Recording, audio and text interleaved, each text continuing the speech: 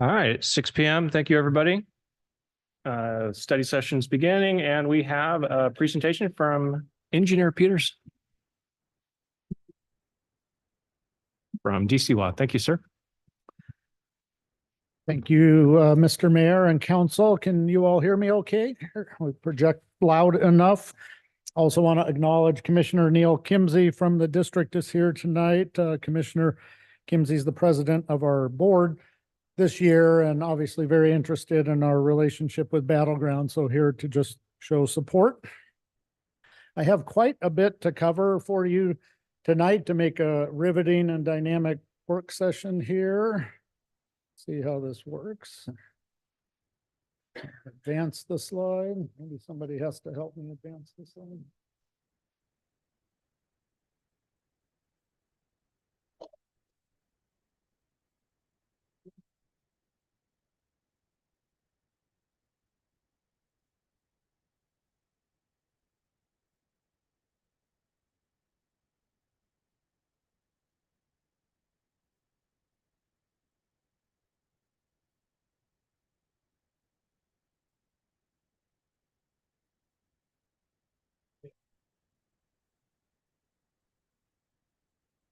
We came early and practiced and there's something different. I have the slide deck in front of me, but it won't grab your attention like we'd like it to.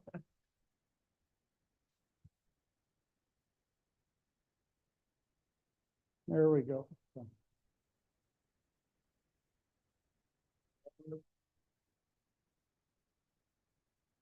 Okay. Yeah, we're live. So talk about quite a few different topics here. Just give you a good idea of everything going on within our Alliance framework. I should probably preface my comments to say I have two jobs. I'm the general manager of our Clark Regional Wastewater District, but I'm here today with my other hat on as the executive director for the Discovery Clean Water Alliance, and we'll give a good comprehensive Alliance program overview here. Because we are starting a comprehensive planning process, or in the middle of it, actually is probably better to say, there's been some questions just in the broader community. I thought I would start just with a very brief touch on sewer service in our county, with a reminder that in Washington State, under the Growth Management Act, sewer is designated as an urban service, so it really can only be provided in most cases in urban growth boundaries. So all the colored areas on this slide are where there are designated sewer areas around Clark County. There are a very few carve-outs or exceptions. There's a few in the state law, in the Growth Management Act itself, and then in the county code that applies in the rural areas. Those are for things like schools or documented public health impairments in areas, but very much just exceptions. Otherwise, sewer service is an urban growth in the designated urban growth areas. Looking countywide, just a lot of folks like to know what are the range of rates and charges. So we have what I would say are normal sewer rates and charges in our community countywide. It's very common to be in the 50, 60 some dollar range where you see most utilities here. Connection charges are usually on the right-hand side, or indexed to the amount of growth and infrastructure investment that a given community may need to make. The district actually has 4 different connection charges because we serve wildly different areas in terms of their growth needs and infrastructure needs, from kind of South Hazeldale area on the southern portion of our boundary that's largely built out and just has incremental investments, to areas like Ridgefield and the urban holding area that the county released 4-ish years ago along the fairgrounds area, 179th corridor. So depending on how much growth and what the future costs are, there are also connection charges that are made. In terms of the Alliance itself, just wanted to not skip past what is the Alliance and how does it work. So if we were to get in a car and drive up and down the I-5 corridor from Eugene to Seattle, we would see at least 8 forms of regional water or sewer utilities, and we have our form of that here in Clark County. What really and I had a chance in my early engineering career to work for more than half of these utilities. And what really drives the platform is that in a large urban area, it's almost always more cost effective to have a regional water supply system or regional wastewater system, and yet you have local jurisdictions with their political boundaries that need to be stakeholders and need to have a voice and a vote, if you will, in the decisions that are made. So there's different forms and organizational structures here, Longview, Olympia, Seattle, et cetera. The way ours works in Clark County, we've tried to provide kind of a very lean and efficient form of a regional utility. It is organized under a special statute in Washington state law that was passed relatively recently in 2011. We actually helped get that statute passed, and we're the second agency to form under that statute after the Cascade Water Alliance, which is I think a 7 or 8 agency wholesale water partnership on the east side of the Puget Sound area. So we have 4 members: the city of Battle Ground, city of Ridgefield, the Clark County government, and our district, the Clark Regional Wastewater District. We serve a large portion of the central part of Clark County here. I like to say everything north of Vancouver, south of La Center, all the way out east to Battle Ground, and even Hawkinson a little further to the east. The thing to know about this part of the county is that while we serve roughly a quarter of the county's total population, we have collectively more than 50% of the designated growth areas. So growth is a factor in Ridgefield and Battle Ground and Brush Prairie and the fairgrounds area, all over this service area. So we have more than our fair share of growth, and that's a dynamic that really drives a lot of our business model and business planning. Now, the Alliance only owns kind of the major downstream assets. A very simple way to think about it is when flows from Battle Ground get mixed with flows from the district, and there's flows from both our agencies and one pipe or system, then that's a regional asset, and it's managed under the Alliance because we both are affected by the decisions that are made there and sharing the costs, et cetera. That's a simple way to understand it. By far, the marquee asset is the regional Salmon Creek treatment plant at the very end of the system. Just to illustrate the growth in our area, this is the number of new homes connected to the Alliance system in the year by year over the last 20 years. So you can see what happens in the recession period, 2008, 9, 10, 11. Things were really slow. And then there was a strong rebound. And even during the pandemic, I think our 2 highest growth years ever were 2020 and 2021. We were all locked down, but lots of homes were being built and connected to the sewer system even during that period. So how does the Alliance manage its work? This is a bit of a unique structure. Again, there was a real desire to not let the Alliance become another layer of government, was a term that was used during the formation period. So how can we provide for the regional function and service, but run it as lean and efficient as possible? So up at the top of this chart, there is the Alliance board, 1 elected official from each of those 4 agencies, and the Alliance itself is the legal owner of the regional infrastructure assets. And the Alliance turns around and contracts with the district. Those 2 middle boxes represent contract services to the Alliance. The district serves in a capacity called the administrative lead.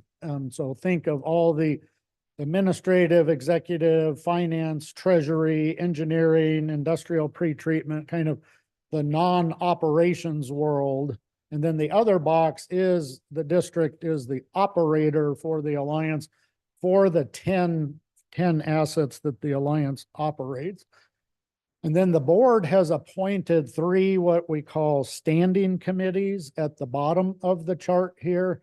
And so these are committees where basically we open our books and show our work in the finance space and the infrastructure, planning, management space, and in the operations world, so that all of the members can have input and shape the work that we're doing. If we do our work really well and we listen to the committees and we incorporate their input, then when we bring things to the board, they're largely or almost always endorsed regionally, and it makes it easier for the board to support the direction because we've already folded input from our members into it. So we take that responsibility very diligently. In terms of the mechanics of the alliance, one thing that's really important is all the costs are split either to Battleground or the district as the owners of capacity in these regional systems. We have lists of every single regional asset, Battleground based on your equity contribution and investment from the past, or the district has a pledged amount of capacity owned in those assets. And so there's 4 different ways that the costs are very carefully characterized and allocated between the city and the district. Operational costs, we look at the actual flows in the system. So if Battleground sends 20% of the flow into the regional assets, Battleground would pay 20% of the operating costs.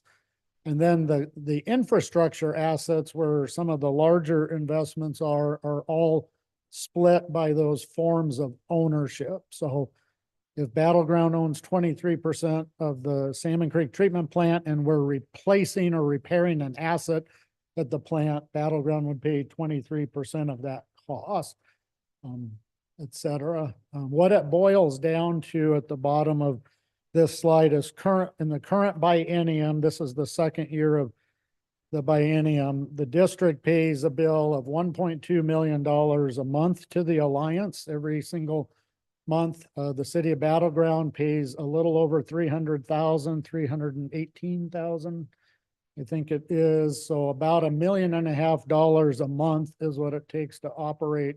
That's an all-in cost for operations and capital and debt service and repair and everything we do. But this is an important part of the interlocal agreements that the city really spent time on when it was being formed, because they wanted to have a lot of transparency and a lot of clarity on which costs flow to the city. So we spend a fair bit of time trying to get this right and then providing our work for folks to see how we arrived at those outcomes.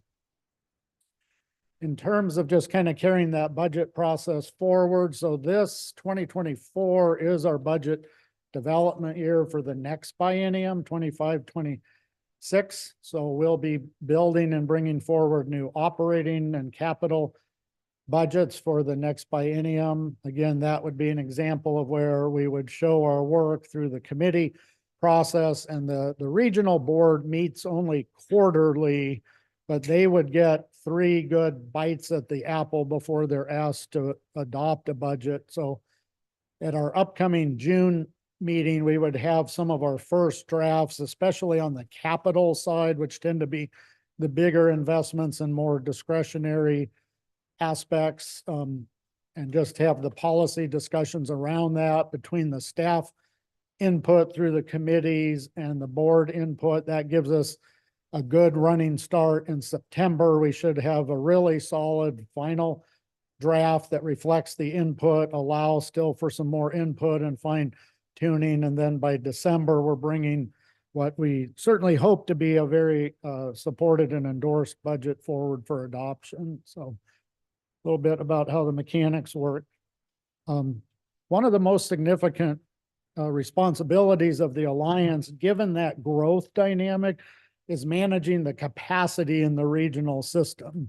There were times in the pre-Alliance past that capacity was not managed well and the area was growing, and there were legal challenges and other traumas in the management of the capacity of the regional system. Just to give you a sense of how dynamic this is, this little chart simply shows the progression over about 50 years with the regional system. This is specific to the Salmon Creek treatment plant. So original plant built in the mid 1970s with just Clark County and Clark Regional Wastewater District as the partners, 2 million gallon per day facility. Clark County was a retail sewer provider way back in the 70s and 80s. The district focused kind of on the greater Hazeldale area. The county served areas to the east out in Orchards and the north, Mount Vista. And so it was just a district and county partnership at that time. The area was growing, so the plant was expanded phase one in the late 80s, and the growth was really starting to catch up with the program. And so they came right back with a phase two expansion in the early 90s. And that was also the time that Battlegrounds need became significant. There was a small plant here in town that discharged to Wooden Creek, one of the small creeks in town, and that wasn't going to support the city's needs as the growth and investment were happening. So it was in that era, 93, that Battleground first started sending flow to the regional system. And then the phase three project built an even larger plant, almost doubled the capacity there with 3 partners, and then built another expansion again about 10 years later, 2009. Again, the 3 agencies, but the plant we have in place today is that phase 4 plant rated at 14.95 million gallons per day. Since then, since 2009, similar situation with Battleground in the 90s happened with Ridgefield in the 2010s, where the city's growth potential and the sewer program and the treatment facility they had was not going to support the growth. And a lot of study and discussion countywide, and Ridgefield joined into the regional program. And we are currently building, and I'll show you a few pictures of the phase 5 expansion is in construction right now. We're building phase 5. So I think you can kind of get a sense of the partnership and the platform growth and from a 2 to an 18 million gallon per day plant. And the site has been planned for up to 30 million gallons per day. And we do have plans for phase 6, 7, 8, and 9 also out in the future. So just part of what we have to do to respond to that growth dynamic. Want to give you just a real quick flavor of the project you're investing in now, the phase 5 expansion. It has 2 pieces. If I use the term vernacular 5A, that means our new pipeline out to the Columbia River with a large new diffuser system in the Columbia River. Or if I slip and say 5B, that's the plant expansion. Takes us about 10 years now from start of concept through science and permitting and design and financing and construction to complete a project like this. We will be done next year, and we did start in 2015. It will increase the plant capacity there, and this is about a $72 million investment shared between the district and Battleground. The most challenging permitting environment was a pipeline, putting a large new pipeline and working in the Columbia River. There were 20 different state, local, and federal permits that we worked on for 3 or 4 years to get the green light to be able to build that project. So that was a significant accomplishment, and it allowed us to do work like this. The photo on the left is a barge out in the Columbia River lowering the piece of pipe. You see 3 what we call risers or nozzles on that pipe into the river. The photo on the right is work on the stream bank where we connected the new pipe into the existing overland pipe. So just give you a little sense of the size and scale of the work. Working all the way back to the plant, it's over a mile to get from the Columbia River back to the plant. We went across 2 farms, which are illustrated on the left. We crossed Salmon Creek itself, which is the center photo there, really interesting work, and then had a complicated tie-in at the plant on the right. I'm pleased to report all this pipe work is done by a company named Tapani that is based here in Battleground. So a large number of those dollars are flowing through the local economy and all the folks that work for Tapani here. In terms of the treatment plant expansion, the picture in the middle of the plant here is where the focus of most of the work is. It's what we call a secondary process upgrade. So a large new aeration basin and a large new clarifier. Because of advances in air permitting, we also had to install a next level odor containment and air treatment system at the plant. So we covered parts of the front part of the plant. You can imagine the sewage is more odorous in the front part of the plant. So we cover that, vacuum all that air into treatment towers, which are shown on the right, where some biological treatment removes the odor. We built already, the first half of the project was to build this secondary clarifier 5 on the left.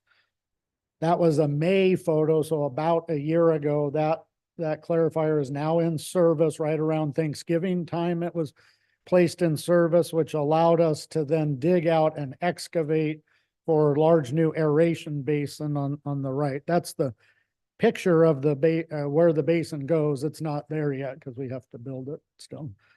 But, so we had a really scary, interesting part of this capacity management journey with phase 5. We started early enough, and again, I've been involved either as an engineer or with the district and county in the phase 3, 4, and 5 expansion. So I knew with the growth that was happening, don't wait too long. We need to start this complicated project. We started in 2017 and immediately hit a regulatory brick wall that was significant. Between phase 4, when we had finished our last expansion and wanted to start phase 5, the Columbia River had become listed under a federal process as a stream that is impaired for dissolved oxygen. There's a part of the Clean Water Act itself that requires every 2-year assessment from every state, and some bad data got into the system. Ecology used the data, not knowing the history of the data, incorrectly listed the river, and then EPA validated that, and it got booked in as impaired at the highest categorical level, a category 5 impairment for dissolved oxygen, which means we cannot discharge any more waste to the river. We can't discharge anything that would cause or contribute to that impairment. We can't make it worse. And so if it was real and the river was really suffering from a water quality impairment, it meant about $150 million advanced treatment program would need to be implemented at Salmon Creek, what's called tertiary treatment. We have a secondary treatment plant now, which is the most common type of plant, but any plants that discharge to a very sensitive receiving stream may have to do another level of treatment where you make almost drinking water quality effluent. So there was a lot at stake there, and we had a good partner with the city of Vancouver because they had the same exact issue for their 2 large treatment plants.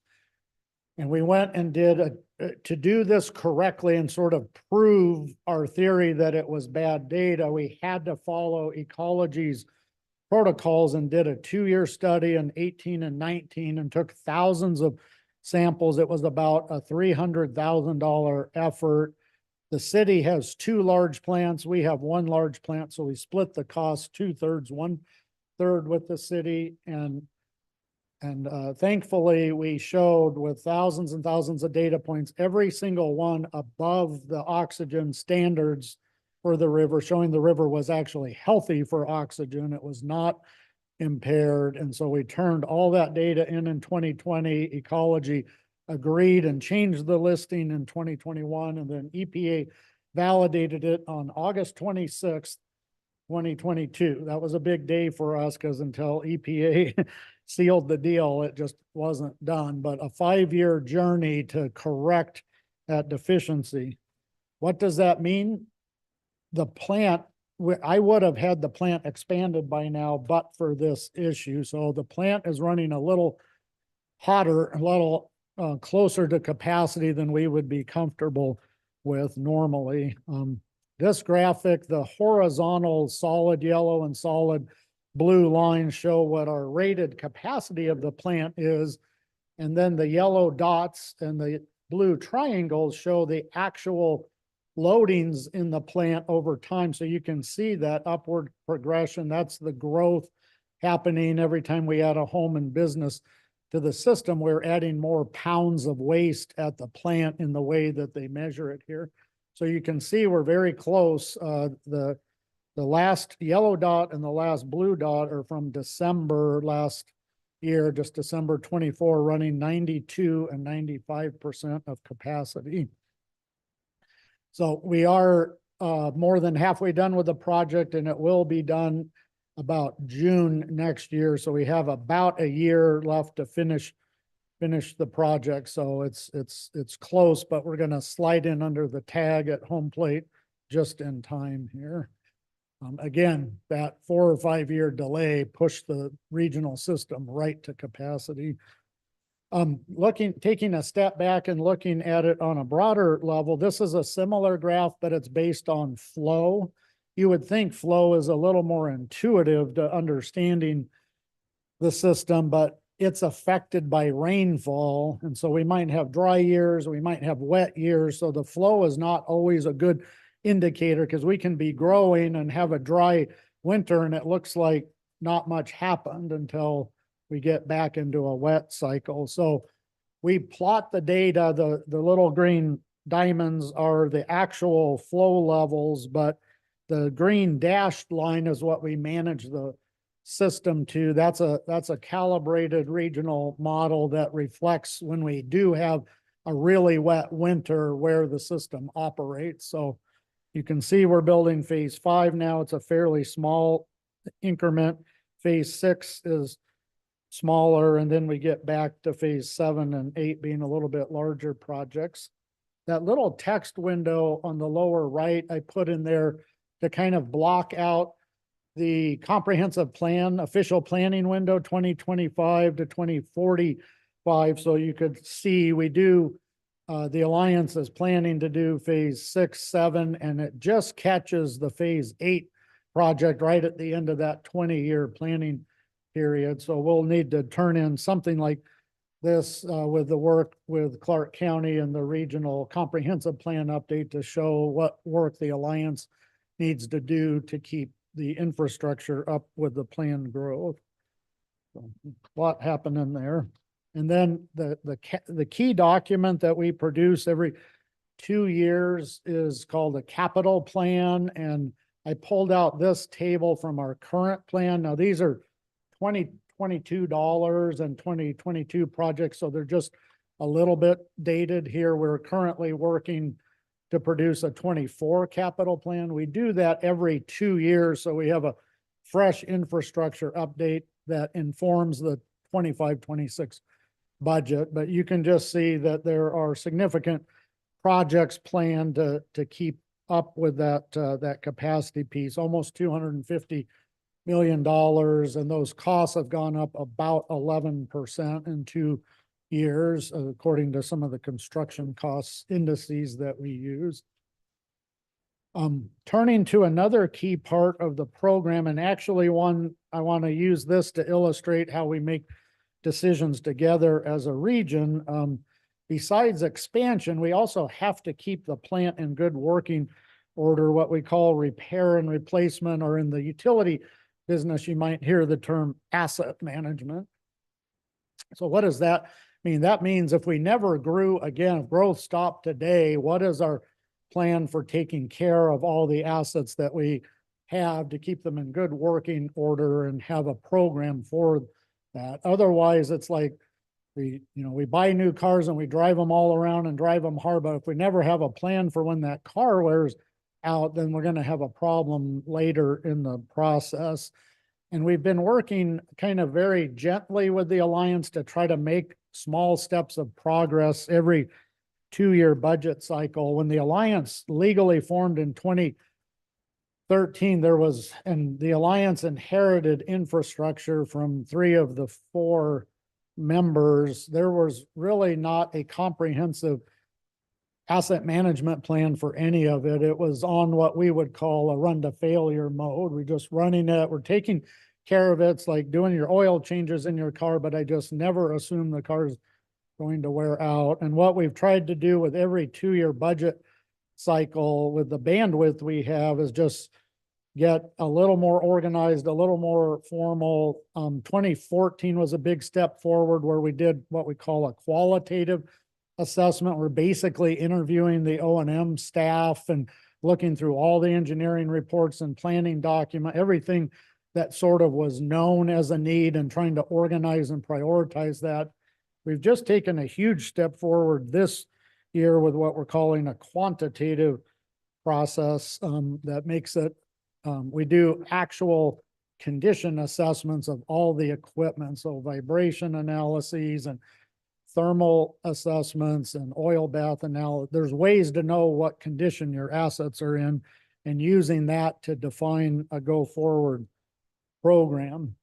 What we're finding, which I'll show you on the next slide, this kind of describes it in words, is there's an unmet need because there was no asset management program, there was no plan, and we're working to figure out what that load and need is. We're much more able to measure it and describe it now. We're working with a partnership to say, what do we do about this now? Do we aggressively ramp in and meet this funding? Well, we don't have any of that planning in the district or city business models for the sewer program. Do we continue to ignore it and hope it goes away? Well, that's not a good strategy either.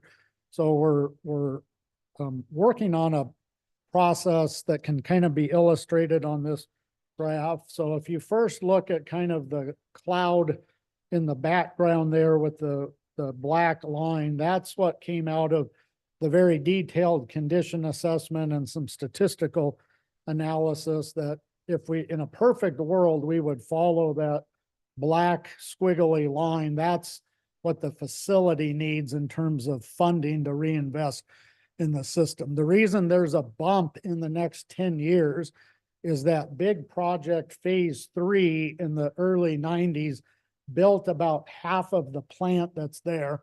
And that equipment is currently 25 and becomes 30, 35, 40 years old over the next 10 years. And that big batch of equipment ages out. We don't, and the average funding there would be something like $3.5 million a year. Based on our previous work, we do have the dashed green line.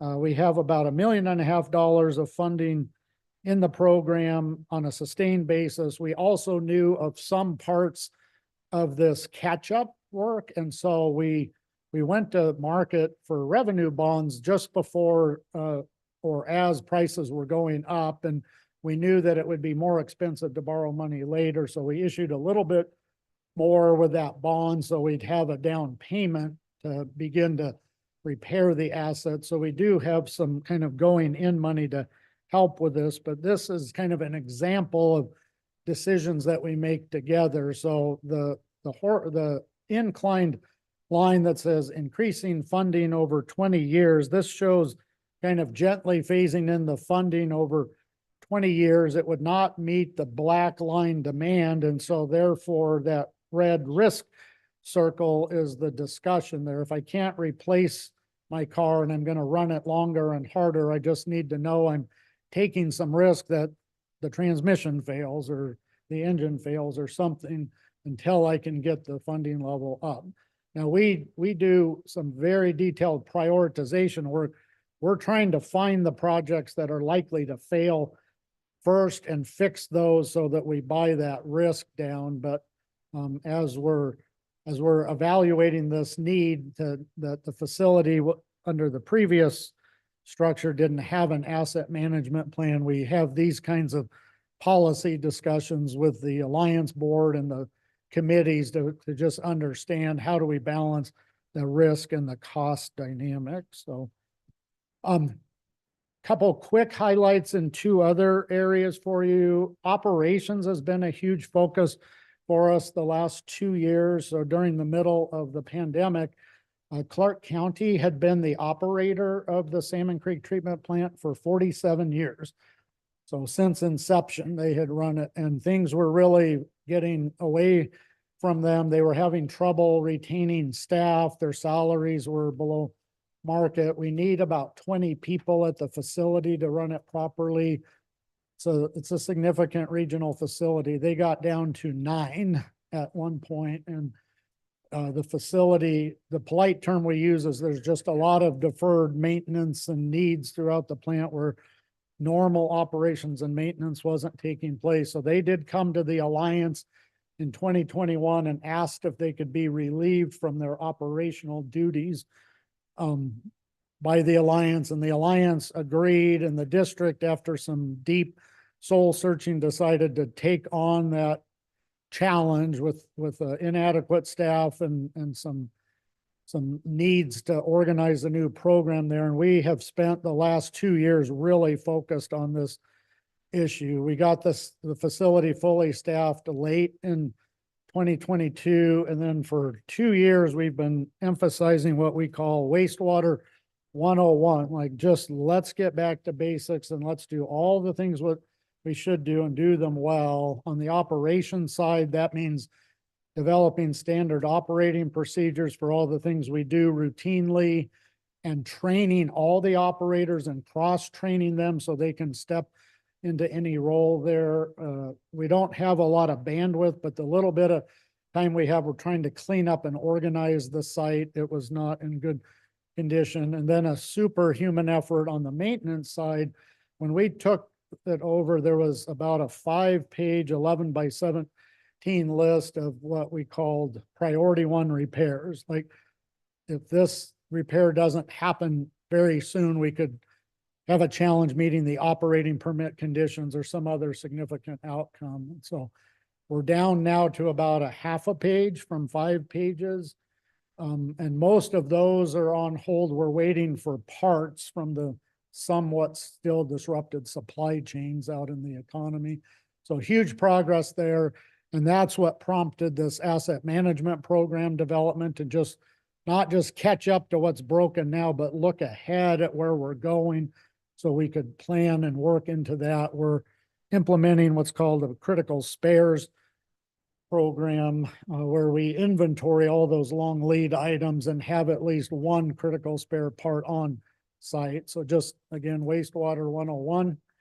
Had some challenges in the last 2 years with the biosolids program. So we do produce 30 tons of our finished biosolids product a day, 10,000 tons a year. If anybody would like some, we can have a truck sent to Battleground. We've had 2 partners in the Cowlitz County area who have backed out of our program because of concerns about PFAS. So you've probably heard about all the PFAS issues with drinking water. There were new EPA standards. I'm going to talk to you about it in a little bit, but these farmers said we can't sell our crops to the food processors because they don't want anything grown with biosolids because they don't know if the PFAS is a problem or not. So we have established a new partnership a little further north in Lewis County, and we've always had a really good partner out near the Goldendale area in Klickitat County. So we're doubling and tripling down with the folks that are as close as we can get to minimize the haul, but also to have folks that are confident in the biosolids program and want to continue to use the material. And then lastly, just want to give you a couple flavors. That regulatory and legal world is as dynamic as I have seen in 35 years of working in this industry. It's just surprising to me. I get emails, like tens of them weekly about different things going on. I just have listed a few here that kind of directly affect us. So this PFAS issue, if you've heard about it, especially on the drinking water side, there are regulatory development. EPA is doing a biosolids risk assessment for 2 of the compounds right now, supposed to be done this year, that will inform regulatory updates there. The EPA finally settled on the actual test method. So they use this 1633, which tests for 40 different compounds. Now there's thousands of these PFAS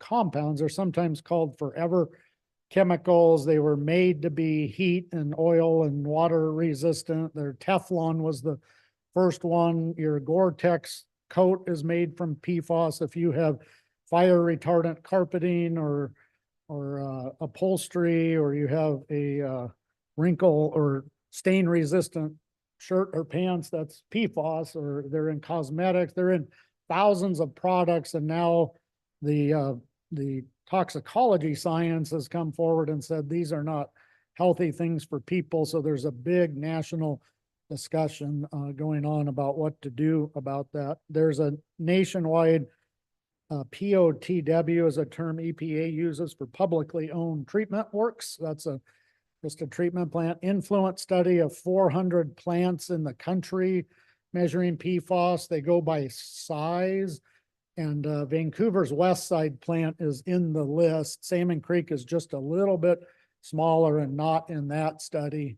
A few weeks ago, 2 of the PFAS compounds were designated as hazardous under the CERCLA Federal Hazardous Waste Cleanup Law. Just a lot going on. So this is just a teaser PFAS slide, and I could do a whole work session with my colleague, Kristen Thomas, who's really tracking this for us. But I want you to know that that world is changing out there and similarly in the legal space, there's a lot happening. We get rules that come to us sometimes through legal channels. So some environmental groups sued the states of Oregon and Washington and EPA a few years ago and said the Columbia River is warmer than it's supposed to be in the summer months for salmon.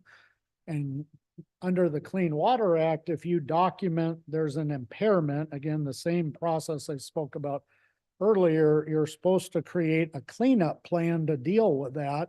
That's called a TMDL, or total maximum daily load. So the challengers won in federal court, and EPA was ordered to issue a temperature or thermal loading rule for the Columbia and Snake Rivers. A little cover of the report is on your slide there. 126 different dischargers are listed on there, and the Salmon Creek plant is large enough to have a line item in that permit. So we know that for now and forever, we'll have what's called a waste load allocation, or the WLA, of 1.5 billion kilocalories of heat energy a day that we can put in the Columbia River.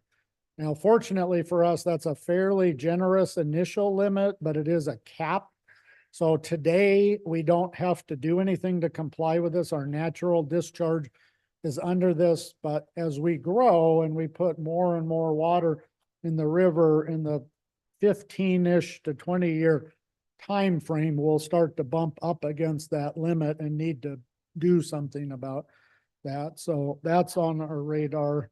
Also under the legal landscape, at a state level, the state of Washington manages biosolids under a process called a general permit. Oops, one slide ahead here.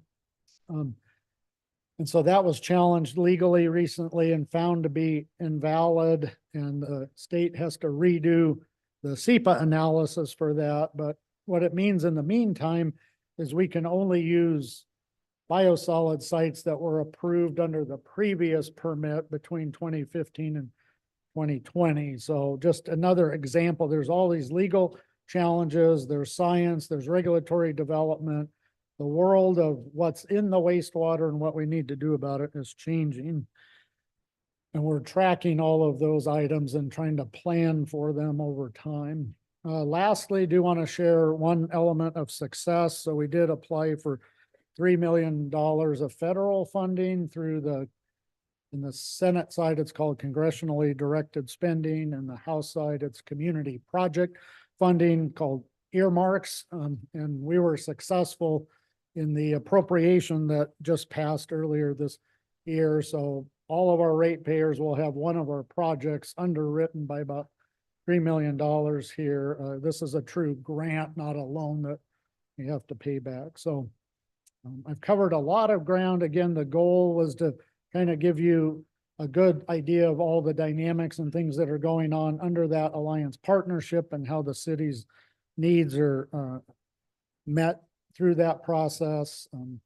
Mark and Megan attend our meetings every month and help us find the right balance and solutions in that process. So we always appreciate the city's participation and contribution and your interest tonight to listen to me for 45 minutes or so. That's the end of my prepared remarks. I'm certainly happy to address any dialogue or questions or issues you'd like to talk about.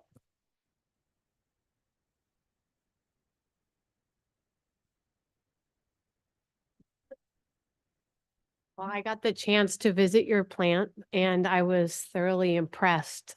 I'm very thankful that you set aside time for us. It was me and Eric Overholser and, sorry, Councilmember Overholser.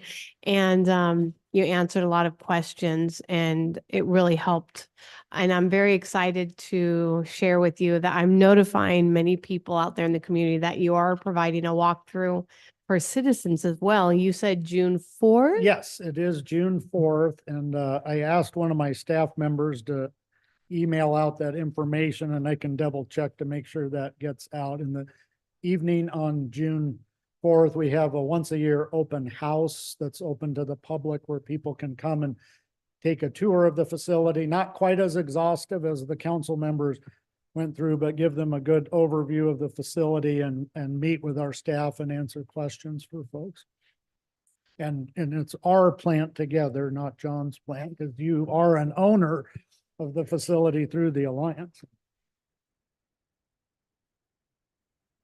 Thank you, Mr. Peterson. I think it's not always top of mind how important planning those different increases in capacity is to most people, because if you put in all that capital and no houses get built, all of our rates go up. So if you do your job, our rates stay the same. Right. It's the best. I mean, They it's go up with inflation. You're right, is but the- essentially they're going to be very, very low increases. Yep. And just based on historical perspective, I'm just super impressed. Previous life, I had some experience in some of the stuff you do, not in that similar equipment, but Sure. always been super impressed with your team, super impressed with the professionalism and how you look out after every dollar. So appreciate you as a partner.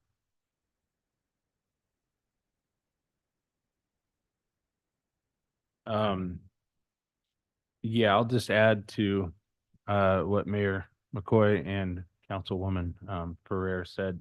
The tour was very informative. It was very thorough. I was kind of taken aback at how thorough the plant runs and how the facility operates under your direction. So I'm very appreciative of that, and your professionalism is top notch. So keep it up, John. Thank you. We'll do our best for sure. I assume I'll ask one question since nobody's asked a question on the hookup fees. I'm assuming that Battleground's a little bit higher because we have the parallel force main. And I'm guessing because as new growth comes in, it's going to force us to do that. Therefore, that's baked into the cake, so to speak. Yeah, I would honestly want to compliment your staff who have paid attention to our planning, and they have regularly asked for 20-year projections on knowing that it's the best information we have at the time, but realizing Battleground has a unique investment in the next 5-10 year time frame that we're going to spend a lot of time and try to find the very best solution for you. But right now there's a 9-mile pipeline, 16-inch diameter, that has served the city for 30 years.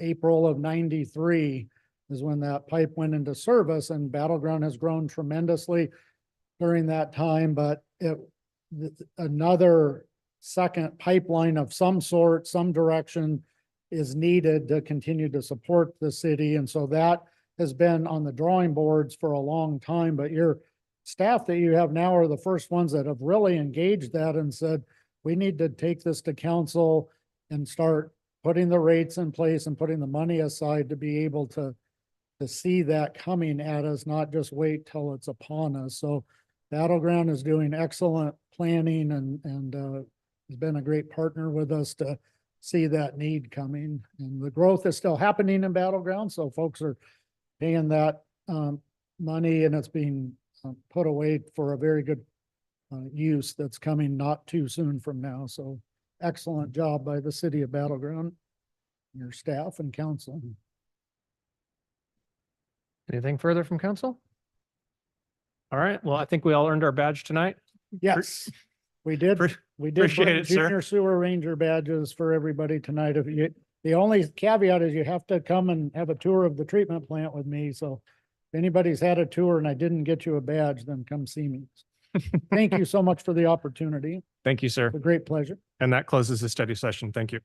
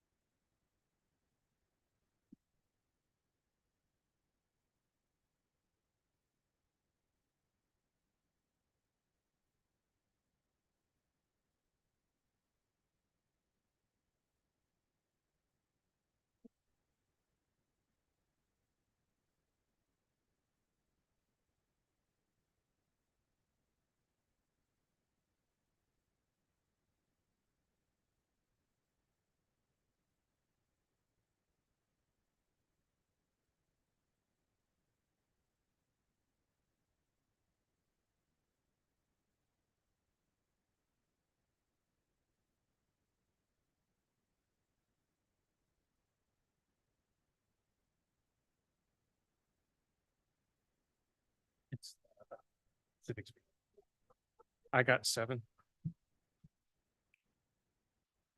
Welcome, everybody, to the 7 o'clock. We'll be starting the Battleground City Council regular meeting, May 6, 2024. Please rise if you can for the Pledge of Allegiance. Pledge allegiance to the flag of the United States of America, to the republic for which it stands, one nation, under God, indivisible, with liberty and justice for all. Roll call, please, Ms. Halili. Mayor McCoy. Here. Deputy Mayor Bowman. Here. Councilmember Ferrer. Present. Councilmember DeRozier. Here. Councilmember Cortez. Here. Councilmember Davis. Here. Councilmember Overholser. Here. And the clerk is present. That concludes the roll. Thank you. Next up, we have agenda approval. Do we have a motion for modification to agenda? Yes, Mayor, I move to amend the meeting agenda to add a third proclamation to the mayor's report, if I could. Have a second? Thank you. All in favor? Aye. Aye. Any opposed? All right, thank you for that. So that brings us on to summary reports and presentations. Councilmember Cortez, is there a C-Tran report tonight? Not this evening, Mayor McCoy. All right, thank you, sir. Next up, we have EMS District Number 2, and I'm not sure if that's, is that Councilmember Overholser? You have the floor. Yeah, so I attended my first meeting of the EMS number 2 board after taking over for Deputy Mayor Bowman. We met Monday, April 22nd. Prior to the meeting, I met with Chief Sorensen from District 3 and Chief Moore from Mauer from number 6, District 6, about their needs and concerns. During the meeting, we nominated Councilperson Sue Marshall as the chair.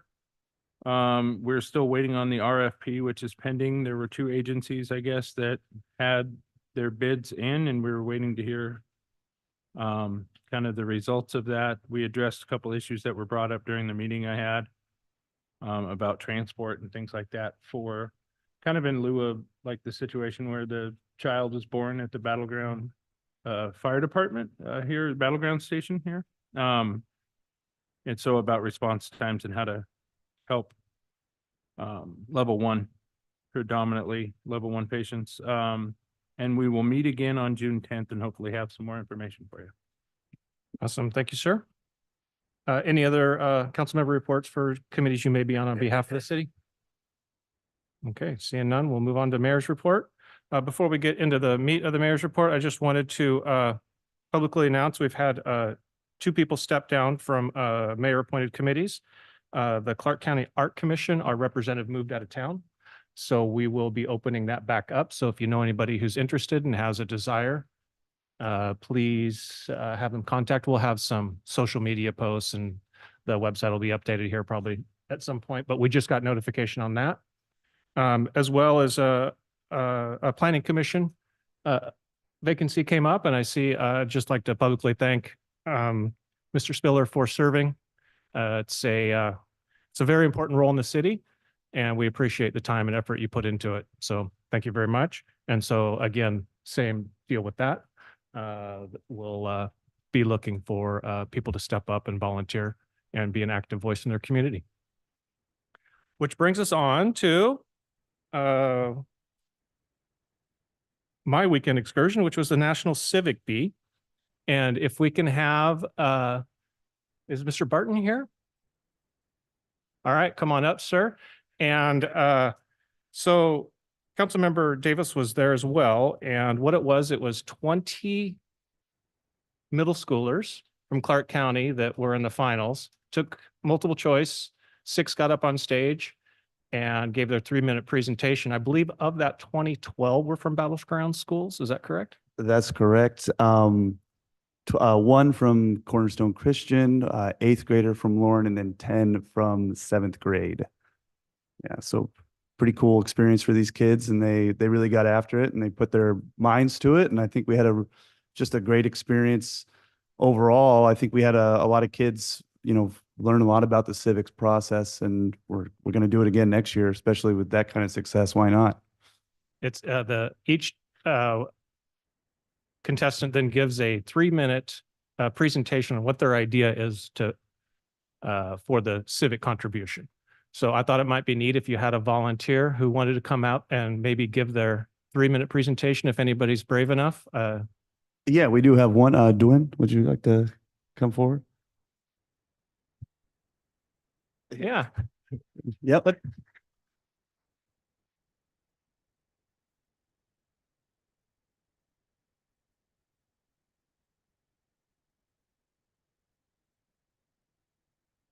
Hi, everyone. So thank you for taking your time to listen to me today.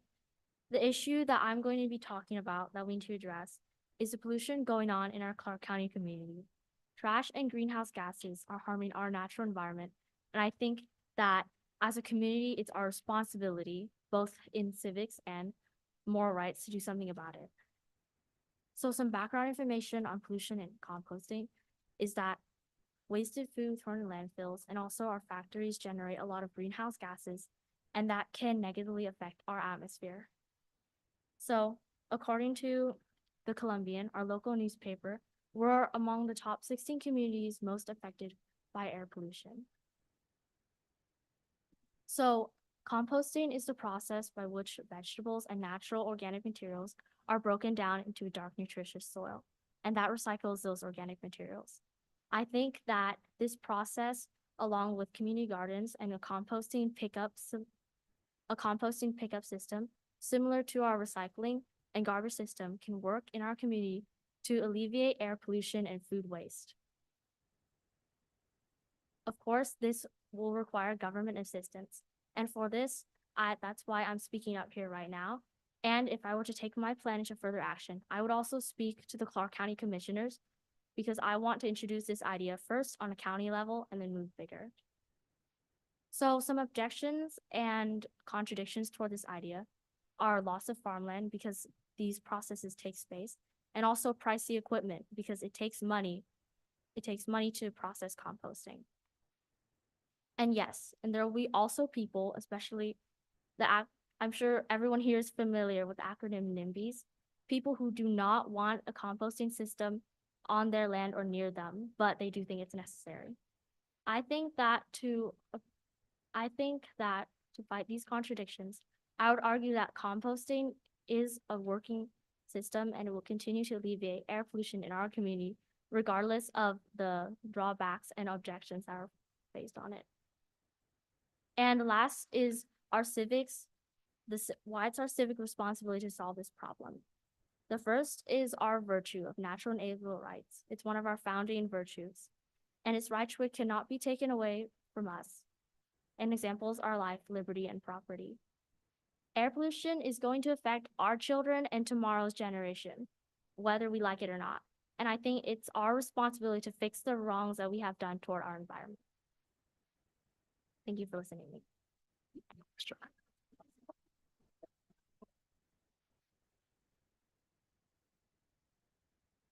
You can tell from the professionalism, the amount of thought and time that goes into these presentations. And all 20 of you, or all 12, everybody should be very proud of your contribution. So I look forward to you taking a seat up here soon. Thank you. So we shouldn't get too comfortable. It's filing week, right? So be careful, watch out all. So would we like to come up and take a picture, everybody up front, or is that we at in front of the seal and get you up here? I see the t-shirts. We got to get them on camera.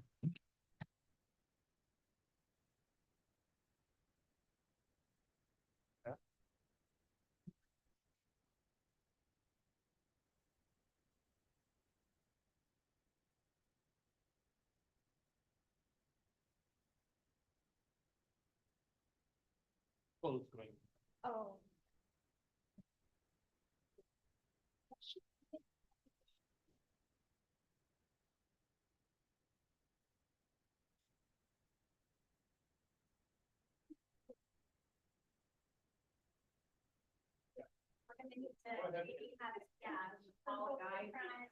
Yeah.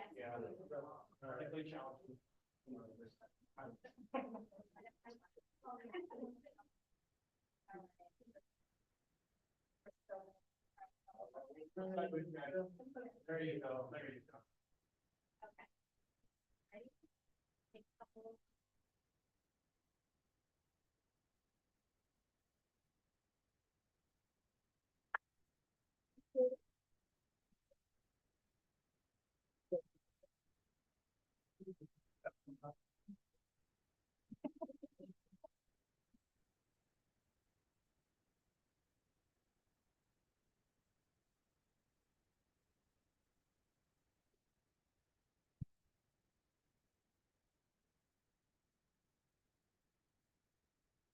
And I'd be remiss if I didn't thank Mr. Barton and all the other teachers that put in extra time to help these kids. So thank you, sir.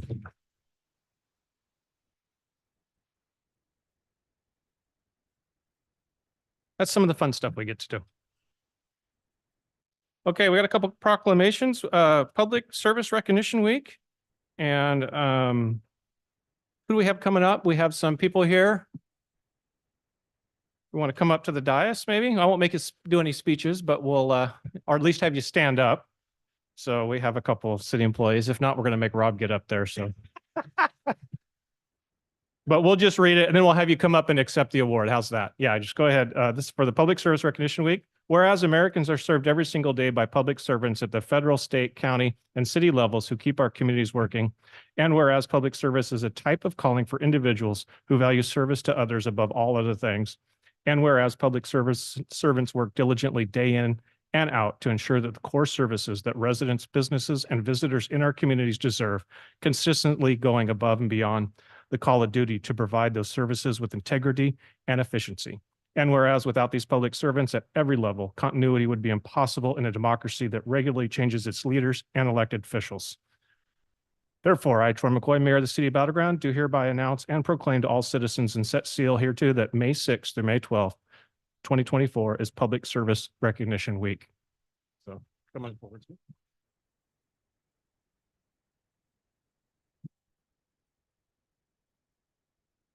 There's a few of you, I know. Come on, I know he's shy. Oh, okay.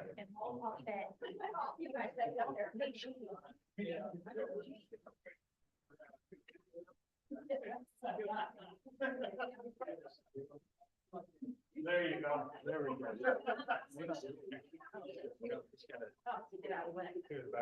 I'll do one like this and then I'll pop.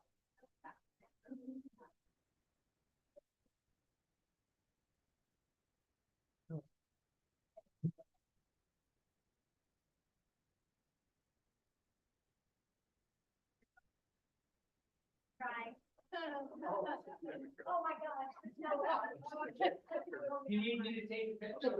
If he wants to. Yeah, we can see how the principals do it. I don't think they can.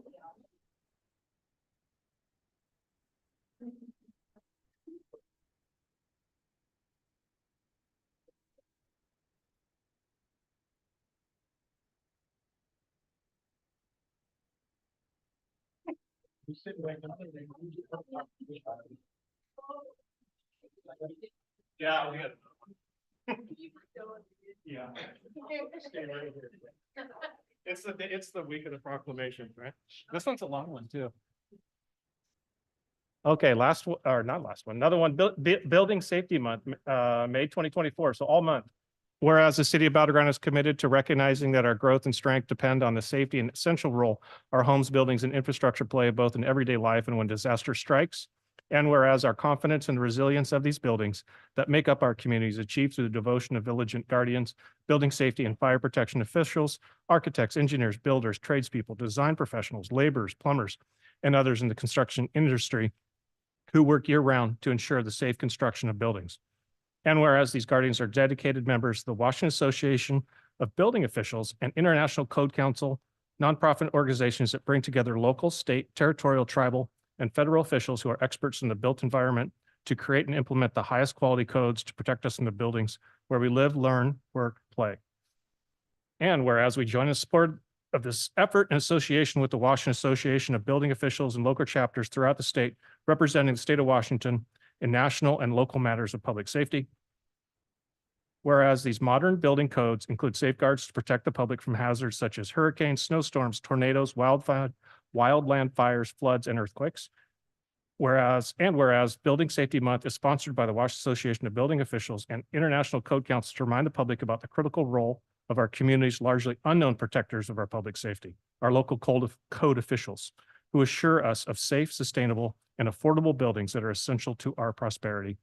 And whereas Missions Possible, the theme for Building Safety Month 2024, encourages us all to raise awareness about building safety on a personal, local, and global scale. And whereas each year in observance of Building Safety Month, people all over the world are asked to consider a commitment to improving building safety, resilience, and economic investment at home and in the community, and acknowledge the essential service provided to us by local and state building departments, fire prevention bureaus, and federal agencies in protecting lives and property. Now, therefore, I, Mayor Troy McCoy, Battleground, by virtue of the authority vested in me by the laws of the City of Battleground, County of Clark, and State of Washington, hereby proclaim May 2024 as Building Safety Month. And I believe we have Mr. Weeks here to say just a couple words. Thank you, Mayor and council members, for this proclamation. As you read, this demonstrates to our community the commitment to safety, or building safety that we have. Over the next few weeks, we will be issuing content related to this. Thank you.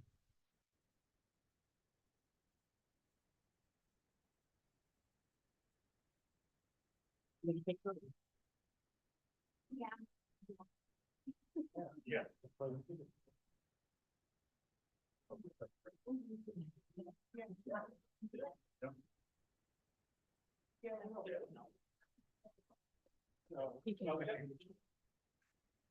So this next one wasn't on the agenda. I might, we probably need you on camera for this, Liz. I need to get legal in on this. Could you come up to the podium so we can get you on camera?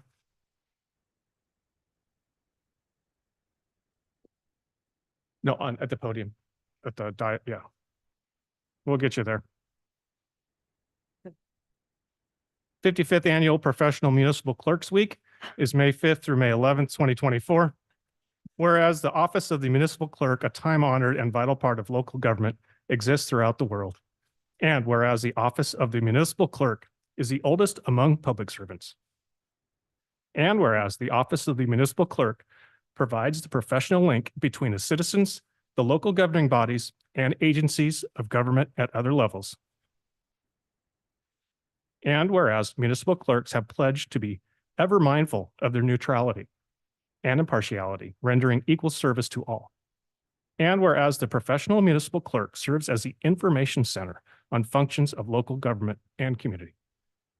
And whereas municipal clerks continually strive to improve the administration of the affairs of the office of the municipal clerk through participation in education programs, seminars, workshops, and the annual meetings of their state, provincial, county, and international professional organizations.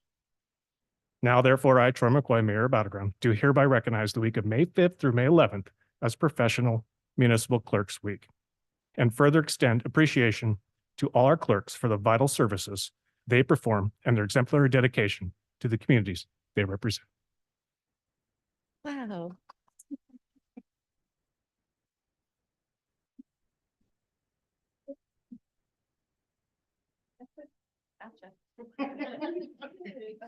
We're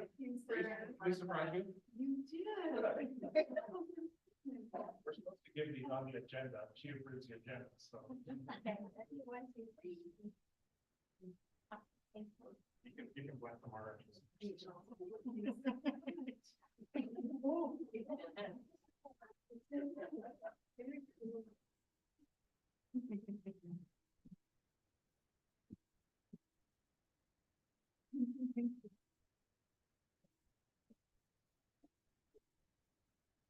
Yeah, we should have had the civics BP read a proclamation, right? Next year, somebody put them to work. Okay, that ends the proclamations. So we'll go on to presentations. I believe we have an oath of office. We do. Interim City Manager Chris Swanson, would you please come forward? And while she's coming forward and getting ready to take her oath, I have a short bio to share with everyone.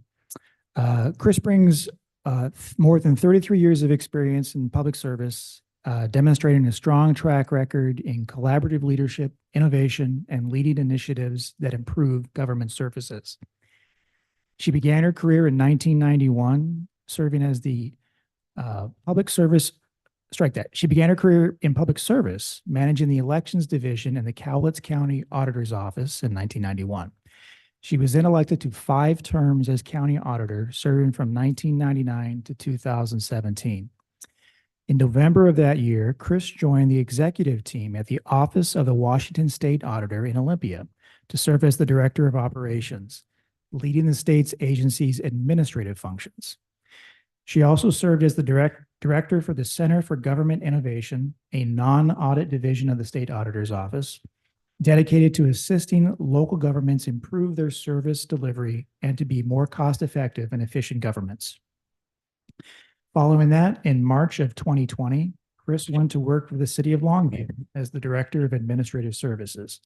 She was quickly promoted to Assistant City Manager, and in November of 2022, the City Council appointed Chris to serve as the 6th City Manager for the City of Longview, also the first female City Manager. Chris has 2 sons, Camden, who was recently admitted to practice law in the state of California, and Zachary, who will be attending Oregon State University next year and is signed on to play baseball for the Beavers. Chris enjoys running and spends most of her free time watching her son play sports. And with that, I'll ask the city clerk to give the oath of office. Stand here. Alicia will tell you exactly where she would like.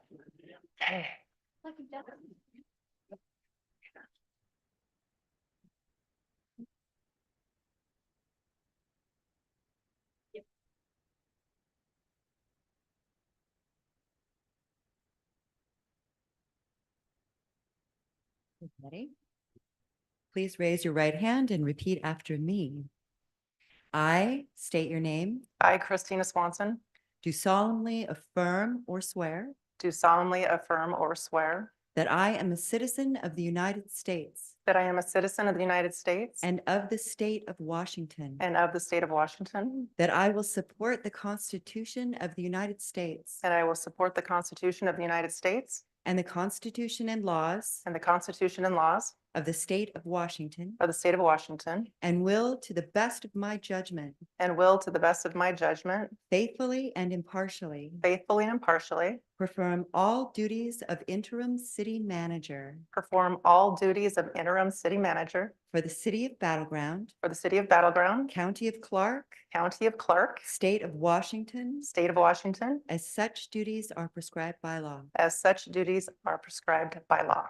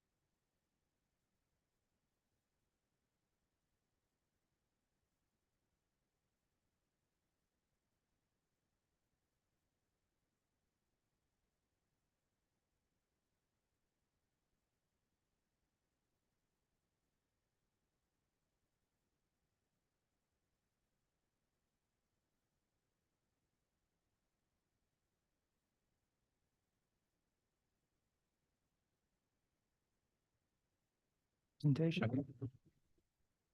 Welcome to Battleground. Thank you There we very go. much. I'm doing the introduction again. This evening, we're joined by Ms. Jennifer Baker, who serves as the president and CEO of the Columbia River Economic Development Council, or CREDC. For the benefit of the audience and those in the city council who may be unaware, CREDC is the leading economic development advocacy agency in the region, committed to advancing the economic vitality of Southwest Washington. By seeking to expand business, supporting public and private stakeholders, and building strategic partnerships with more than 125 stakeholders across a wide variety of business sectors, CREDC works to tap the region's economic potential. They do this through several means: business attraction and expansion, data-driven analysis, and consultation and engagement with both the private business community and the varied public agencies who serve Clark County's more than 520,000 residents. So with that short introduction, I'll turn it over to you. Thank you very much. Good evening, Mayor and City Council and Interim City Manager. It's a pleasure to be here on behalf of the Columbia River Economic Development Council. It's been a little bit since I've had the opportunity to brief council, and I know we have some new counselors in service. So it's a great pleasure to share more about what the Economic Development Council does, what our track record of performance has been, and what the future looks like and partnerships that we can achieve together. So as part of the introduction, CRDC is a public-private nonprofit organization. So we're founded on the belief that the public sector, working together with the private sector, can derive strong solutions for business expansion, and business growth. Now, what most people know us for is business attraction and retention. And we'll talk a little bit more about our activity, our pipeline, and prospects for growth. But I wanted to start a little bit with the structure and share with you how our budget and how our organization is formed. Hopefully folks in the audience can follow the verbal cues. But our budget split into thirds. So we have about a third public sector investment, a third private sector company investment, and another third program income. So that gives us an opportunity for diversity in our portfolio, and really to achieve a balanced stakeholder base, to invite partner voices and have an organization that is not disproportionately weighted towards one sector or another. We run a really trim organization. We're a team of 7 people, and I'll explain a little bit about what each of our team members does. But you can see in our expense portfolio or profile, the majority of investment in CRDC goes to paying our staff. We have modest overhead, and the yellow tranche and the right circle is department direct expenses. So that is money that we spend to help market the region for business attraction targets, as well as prospective visitors and workforce. So a lot of organizations use CRDC tools and marketing to try to appeal to employee base and to the student base.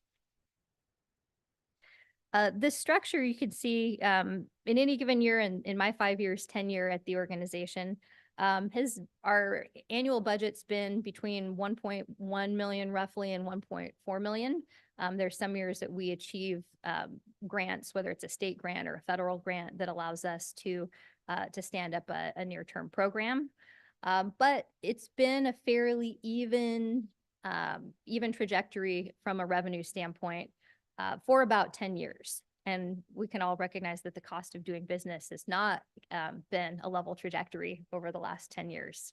So that's part of the work that we have to do together to support businesses. Sometimes my mouth gets going and the slides don't keep up. You'll see our 2023 annual report metrics. We marked 9 recruitment and expansion wins. These are wins that CRDC has played an instrumental role in helping land for our community.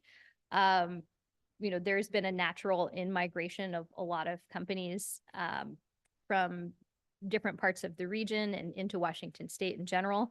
But we have a rubric for how we count and determine our return on investment for our wins and our staff engagement with a given company.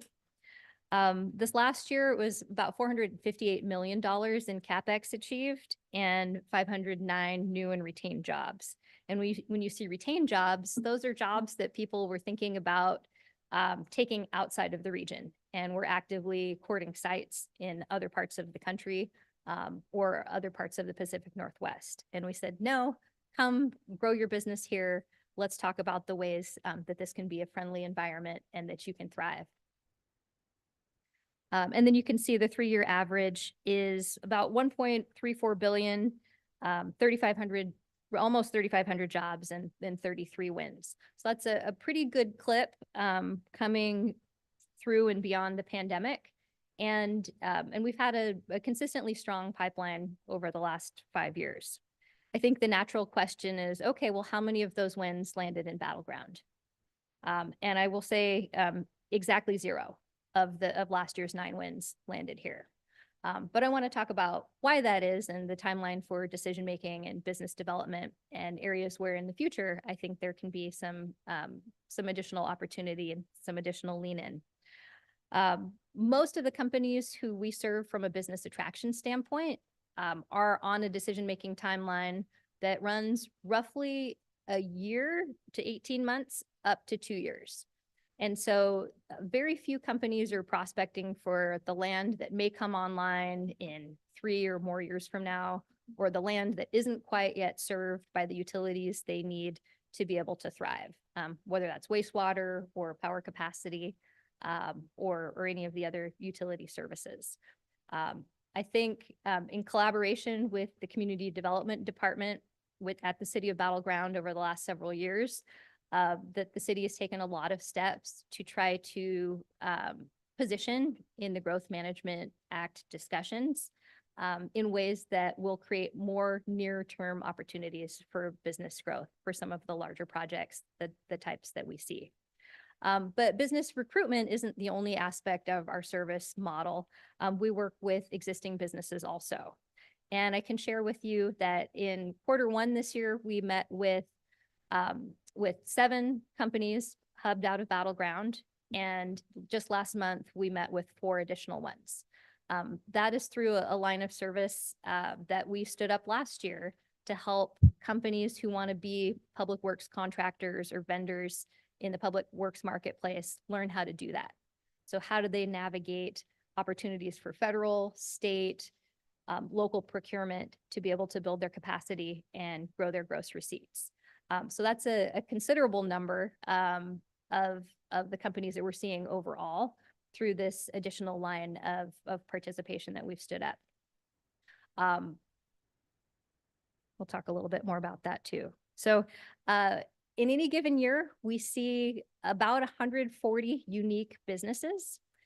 And most of the time when we meet with the business, it's not a one visit and done. So underneath that umbrella of 140 unique visits, you can count on us having multiple interactions, including with companies, in your midst.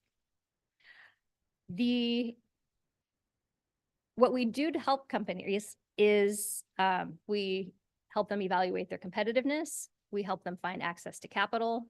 We help them navigate government regulation.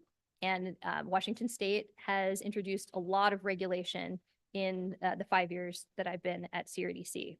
So an example of a recent program was on the 2019 Clean Buildings Act that was adopted that puts out certain mandates for construction and upgrade of buildings, commercial buildings of over 20,000 square feet.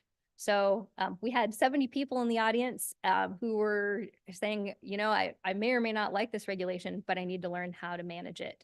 And so those are the types of transparency and skills building and capacity building that we're helping to create for local companies.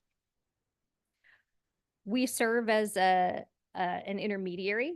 So sometimes a company will come to the city and say, hey, I want to grow roots here. I want to found my business here. But if they do that, they're automatically on the public record. And a lot of companies would like to explore opportunity and be able to learn more about a region, learn more about communities and workforce and recreation and all the great things our communities have to offer without necessarily being on the public record. So CRDC creates that buffer of communication, and then we can reach out to different community members or jurisdictions with non-disclosure agreements and such, so that we're following the right channels of discretion. And most of our expansion and attraction projects do fall under an NDA umbrella. Again, my mouth was moving faster than the slides, so I've already talked through a couple of these bullets. We help companies with utilities infrastructure assessments, and and trying to estimate, can our local capacity accommodate their growth? And if not, what do we need to do to be able to bridge that gap? We help companies with workforce projections, and we're co-located with the local workforce board. One of the first things a company seeking to grow wants to know is, can I hire enough people? And that's a nationwide contemplation right now. But it's an especially acute contemplation in our nook of the Pacific Northwest, where we know there will be a deficit of 10 to 24-year-olds entering the workforce over the next decade. So what are the things we can do as economic developers and partners to try to facilitate family-friendly workplaces and community growth in ways that support companies? I mentioned already our public works vendor capacity building. And then also we work with your team on the city to provide letters of support and analysis for the infrastructure that you would like to invest in. Historically, we've focused our efforts on sectoral growth in 5 target areas. I'm a little bit long of tooth, so I won't go into each of those 5 sectors. You can see them on the next slide. And those are sectors that have served us well over the last 7 years since the previous strategic plan was adopted. There are sectors where we have a high location quotient, so that's a high probability of people applying for jobs in those industries because we have a high volume of workforce in those industries, with computers and electronics being one of the highest LQs across this sectoral grouping. It's around 12 employees or 12 times the national average of employees that we have in Clark County who would apply for computers and electronics and integrated circuitry jobs. We operate in a local landscape that's part of the Greater Portland Economic Development District. So you have the 7-county region, but we oftentimes affiliate most as Southwest Washington, Clark, Cowlitz, Skamania, and Wahkiakum, and then also participate with the Washington Economic Development Association and our colleagues across the state to be a voice for business, sometimes business that hasn't yet decided to grow or even consider Washington State as an investment opportunity. I put in a snapshot of the 2019 Lands for Jobs study. It's the map on the right. And you can see a cross-section of parcels 20 acres or greater that were anticipated to be development ready within 6 months to over 30 months. So tier 1 sites were 0 to 6 months. Tier 2A and Tier 2B sites were 6 to 13 or 13 to 24 months. And then Tier 3 sites were sites that would take 2 years or more to develop. And the X's over the top of those sites are sites where we've seen traction either through development agreements and or subscription. So this was the study in 2019. We're all knee deep in Growth Management Act discussions and analysis right now. But this is one area that CRDC can help create additional transparency into what's driving market demand and where there's opportunity for additional development. Not all of the X's mean that the sites are totally fully subscribed, but that there has been some activity.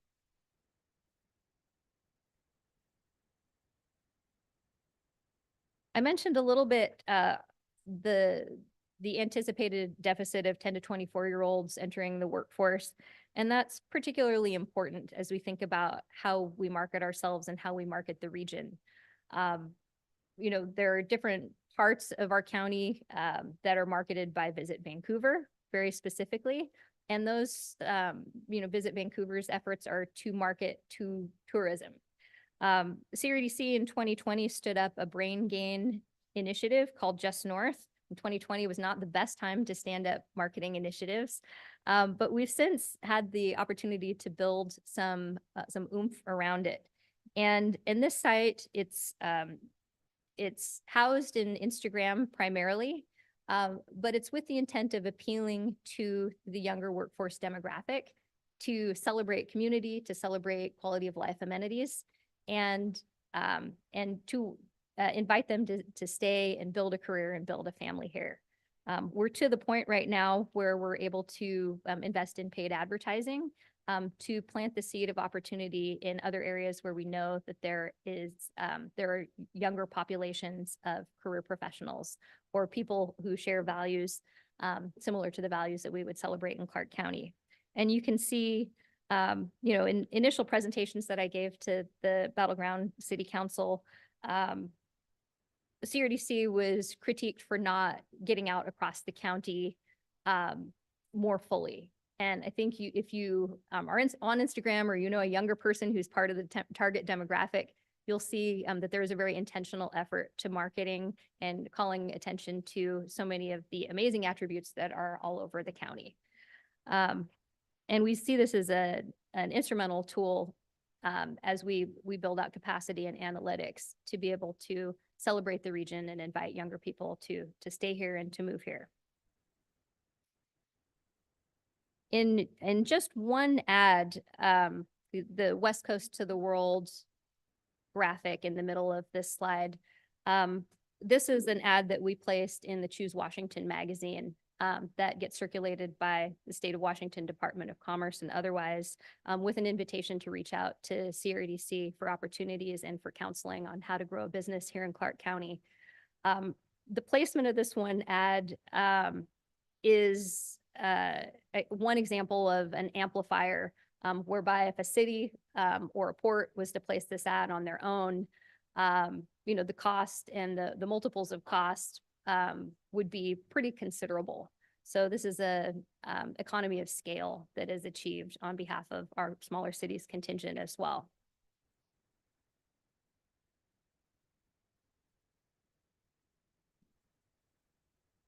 CRDC is a repository for quite a bit of data. We stood up a web-based CRM and are really working both locally and with industry professionals across the community on what growth trajectories look like. I can acknowledge that growth across Clark County is not a one-size-fits-all value proposition. And I think that's where our city partnerships are particularly important. When our team reaches out to interact with a company, the last thing we would want is to pitch a community in a way or with a lens that wouldn't vibe with how that community wants to recognize growth and industry and business footprint. And so, your participation and city staff participation in our CRDC committee work is really important also. We have statistics on land use, utilities, transportation. One of the last times I was here was speaking before the Washington Transportation Board that City of Battleground hosted. And so we're working behind the scenes all of the time to try to stitch together a value proposition for Clark County as a community. You can see the population growth estimates, which I'm sure you're quite familiar with, that estimates that Battleground will grow by 50% potentially between 2023 and 2045. And this is one of the city councils, one of the few that I've heard discuss a balanced tax base when thinking about development opportunity. And I can't emphasize enough that I think that that is a really smart lens for long-term growth that all cities really need to look to. So not just, how can we benefit from near-term construction sales tax receipts, but where are there opportunities to grow durable economy and durable companies that can be lasting B&O tax and other tax revenue contributors. So, and you can see vis-a-vis the other cities' growth trajectories that you have one of the most aggressive. And with that, I'm happy to take any questions and appreciate the opportunity to present CRDC to you this evening. Thank you. Council, any questions?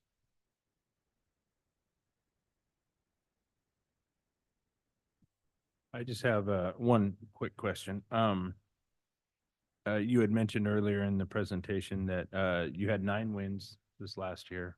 0 of them were in Battleground, but you also had a number that you had 33 wins over the last 3 years. Do you know how many of those 33 wins might have been in Battleground? We had at least one expansion win in Battleground. We did not have any business attraction wins in Okay. Battleground. Thank you.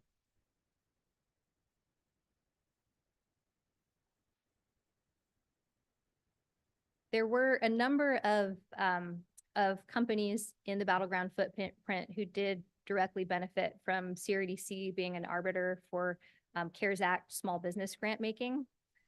So over the course of 2020 and 2021, CRDC got called on by the state and by county government to help implement about $3.1 million of small business grant making activity. And Battleground companies were recipients of those funds. Councilmember Dorsey? I'm wondering what kind of businesses do you think would be good for Battleground? Like what all do you have? Well, in the key industry packet or that graphic, there is a lot of opportunity still in the trades. And I know that's an area of interest that I've heard council speak about, and I've heard different companies in our Battleground footprint speak about.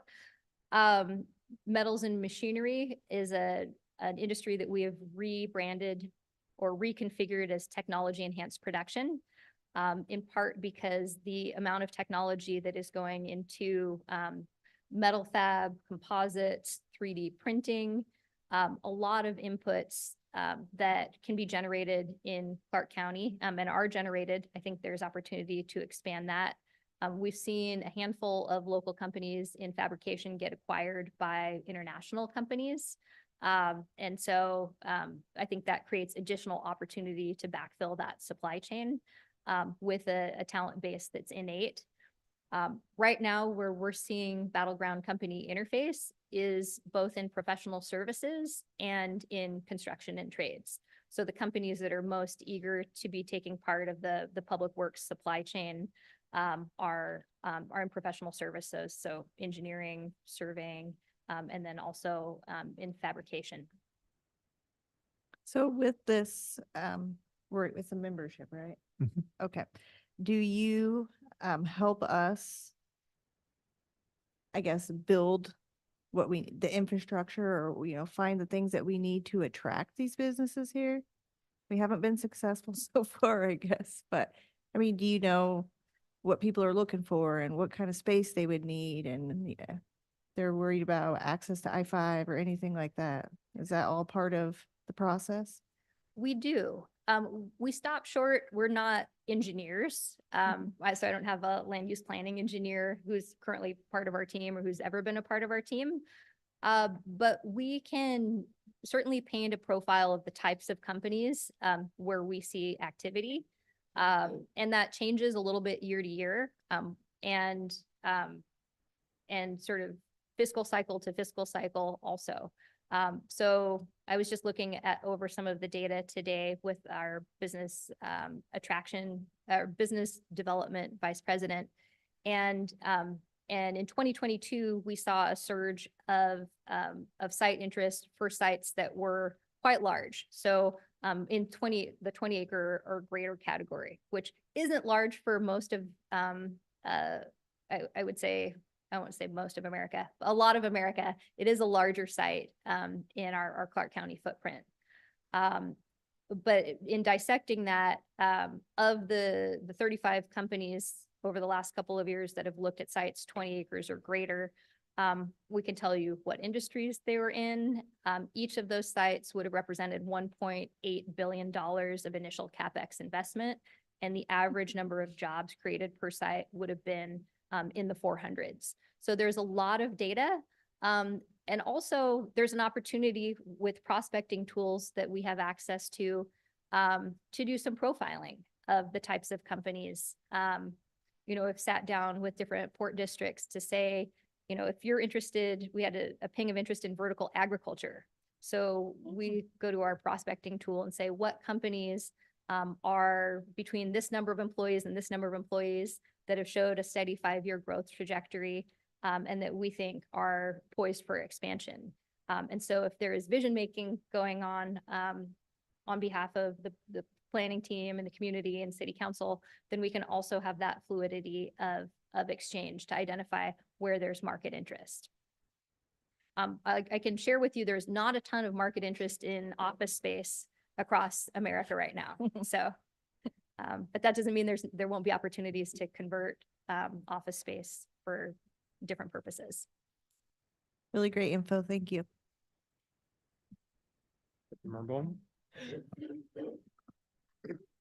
Thank you for the presentation.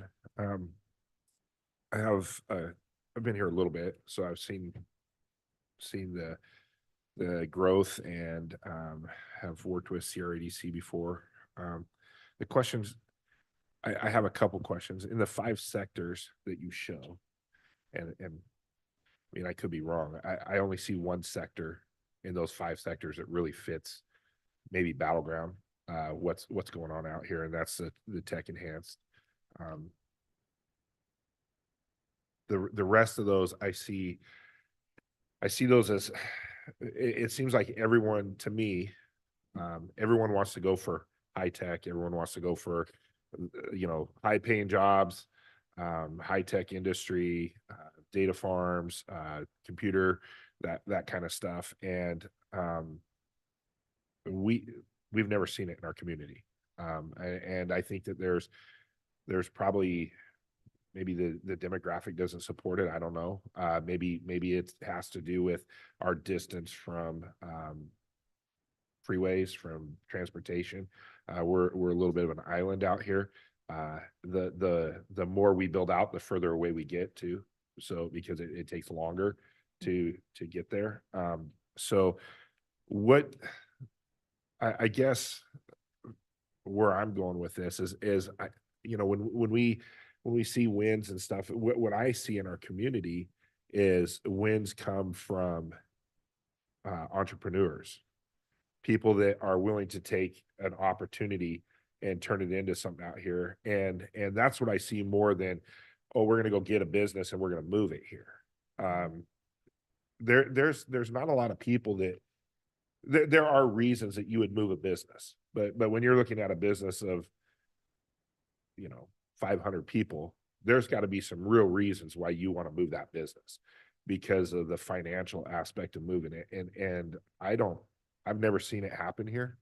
But I have seen businesses grow here. I have seen businesses start here, grow here, and become something bigger. And where does CRADC fit with that? Because I've spent the last 10, 12 years going to Washington, D.C., lobbying on behalf of Battleground.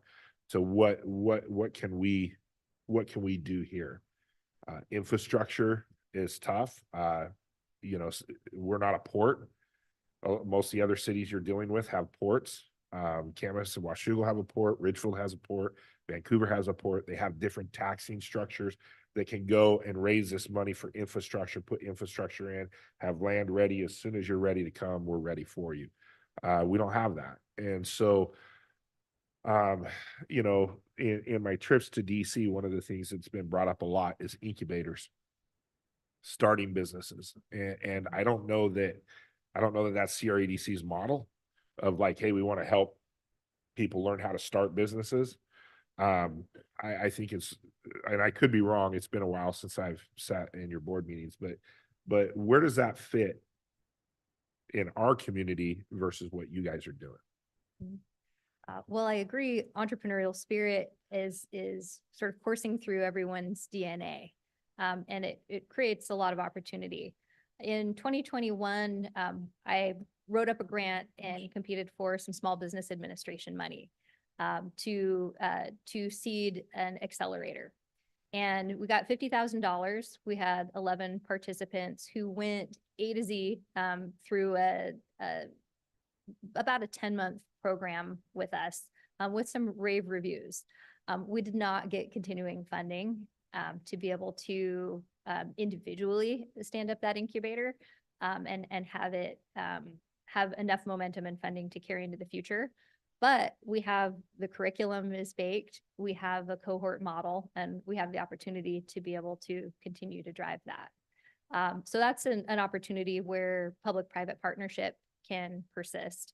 I think part of the innovation and capacity building for a company too, and in ways that like right now, battleground companies are persisting is through some of the public works contract opportunities, where there are smaller business set-asides where the feds or the state want to be able to procure from a veteran-owned business or a woman-owned business, to diversify the types of companies and the types of business owners that are benefiting from public spend. The federal government across Oregon and Southwest Washington spends between 900 million and 1.4 billion every year. And in opportunities or in areas where, maybe the next tech, whatever isn't landing, how can we help companies grow their footprint? We're in the middle of a 10-month program right now, through the Apex Accelerator. That's our procurement program, official name. And it's an opt-in, opt-out. So it's not a 1, 2, 3, 4 class. All of the course collateral is made available online through our Washington Apex Network Hub. And a tremendous opportunity to help companies grow their capacity, to be able to hire more people, to adopt new technologies, whether that's in a fabrication or trade making space, and to contribute to infrastructure and feel a piece of ownership in community as it continues to build out. I know there are aspects of infrastructure forthcoming that are controversial in different spaces. But if we think about the Washougal for rail diversion overpass, if we think about the interstate bridge replacement, there is a lot of outside money that will be invested in infrastructure in and around our community. And wouldn't it be an amazing thing if our local companies were the most poised and competitive to be able to contribute to some of those processes? Part of that reverse engineering is CRDC is interested in bringing money from the outside to companies in the inside so that capacity can grow. And you're right, sometimes it's not always a business attraction project. I appreciate that. And I agree with you on most all of that. I think that the companies that we have here that are putting in the infrastructure and are bidding on these projects are very good at what they do. And you will see them all throughout the state and in Oregon doing projects. And so there is a growth, there is a growth that we can have through those companies but how do we, which is fine. And they're going to grow. They've grown quite a bit since I've been here. And are some of the largest employers we have outside of, I think, the school district. So, but how do we take it to the next step? Because I would rather have, and I'll give you an example of this real quick. We had a company that left Battleground because of the transportation issues that we were having in town with congestion, those type of things, and they moved their business over closer to I-5 in the Salmon Creek area. Because when you take a company like Tapani that has 500 employees and they spend 10 minutes a day sitting in traffic because the school district just got out, that's a real dollar that hits them. And so how do you take what you guys are doing, and they'll continue to grow. They're to that point that I'm not going to say they don't need your help, but they don't need your help, right? To continue to grow, to do what they're doing. It's a new company that's coming in that is going to be bidding on those projects or learning how to do that. You guys are helping through that process. But I love having big companies, but a diversity of having 1,000 small companies is a lot better than one big company that decides, traffic is too much here. We're going to move somewhere else, right? We're going to take these employees and go somewhere else. So how do we diversify that and get those companies here? How do you guys help do that? Well, I think part of it is tapping people's curiosity. You know, a lot of people are very talented in the thing, but they don't necessarily know how marketable it is. Previous to coming to CRDC, I worked for the Small Business Administration as a Fed. So particularly humbled that you all are celebrating Public Service Recognition Week. And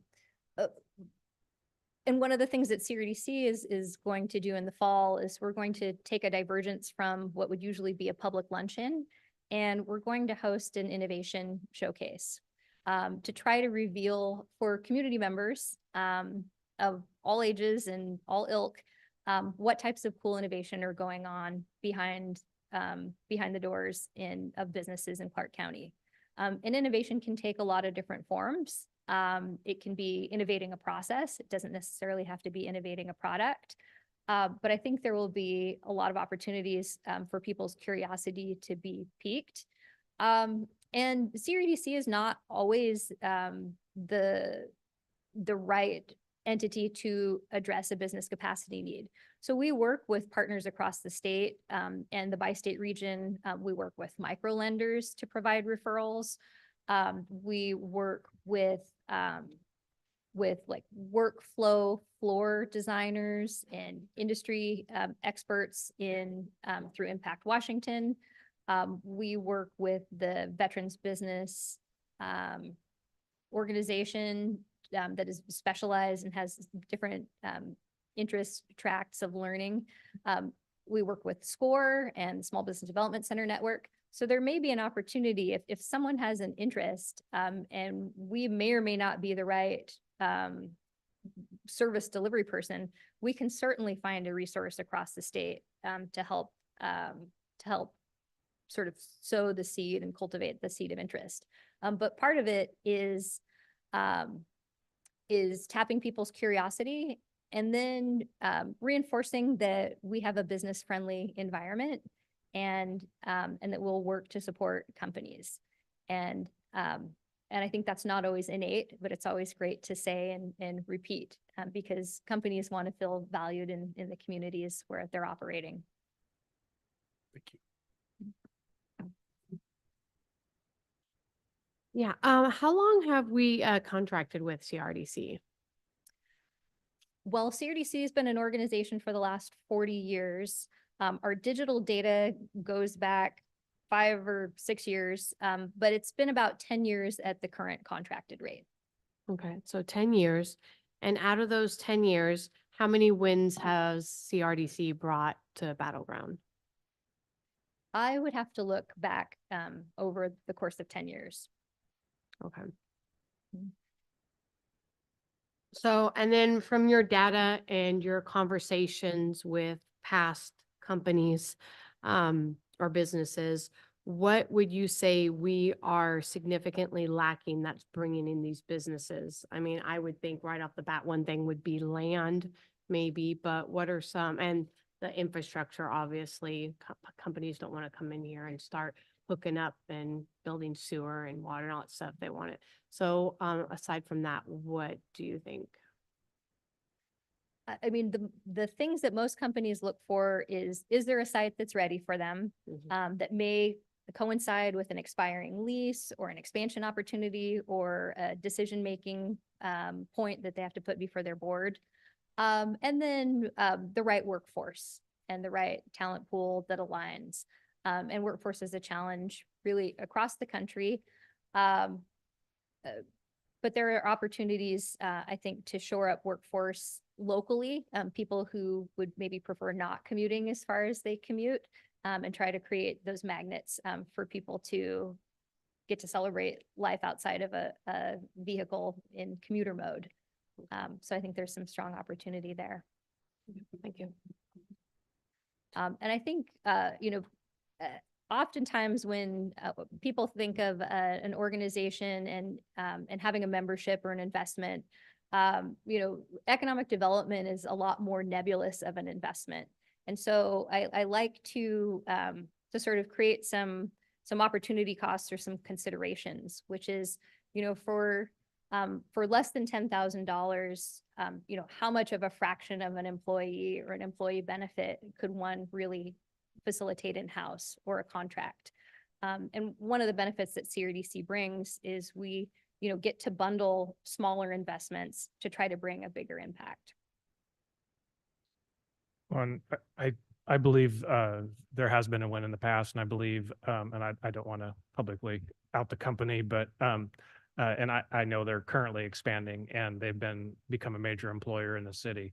So it doesn't take but one win to pay for a lot of annual fees or annual dues to CRDC. We're not going to win every year. We have the disadvantages, we have ports, but we also have some advantages. So when we find a fit, it makes sense. What I'm excited about is our employment zone and going out west, and I believe it's 900 acre. How many acres we looking at out there? Only a couple hundred acres. You don't know, not off the top of your head. Anyway, there's some land coming, and what I am curious on is where do we get CRDC in that process? I mean, is that just between the planning commission and we stay out of the productive flow of things? Help where we can, obviously. I think the council is very committed to leveling out our tax base, because coming from the school board and those bonds and levies hit single family homes harder here than they do elsewhere, because we don't have anywhere else to spread it to. So it affects our community in ways that a lot of people don't understand. So personally, I'm very committed to CRDC and the value that you bring to city, and especially now looking forward in the next 2 years, if that boundary gets approved, what that's going to look like and how we can leverage your expertise to the best of our ability. Yeah, and realizing that council doesn't necessarily have visibility on all of the interactions between staff and CRDC, where the community development planning staff does take part in Lands for Jobs committees frequently, or will reach out on consultation about if there's a curb grant opportunity or that type of thing, to work on positioning. And CRDC can help create the narrative to support grant making work also. Thank you. One last comment. Yeah, just a little history on the, for council, on the financial side. Mr. Cortez and I were here when we brought the financial investment back with CRADC. If I remember right, we cut it because we were coming out of the recession from 08, 09, that era. And we came back in at a very low rate that, I don't know, it's a little insulting, probably. It's not probably, it's insulting. The rate that we came in at, and you can't really expect a lot for where we came in when you look at the other agencies that are involved. And so it's just kind of stayed that way, I think, for 10 years is where it stayed. But I will say that this is similar to why we have our lobbyists in the state and the federal, and we pay them money, is because they know where things are. They know where the money is. They know where those pots are, or in the case of CRADC, who is looking, who is trying to come, what is out there. And so you will get a return on the investment. You may not see it immediately, but the behind the scenes and the things that are going on are the things that we will see a return. Thank you. All right. Thank you so much. Appreciate you coming out here, and look forward to seeing what we can partner with in the future. Well, thank you. My pleasure.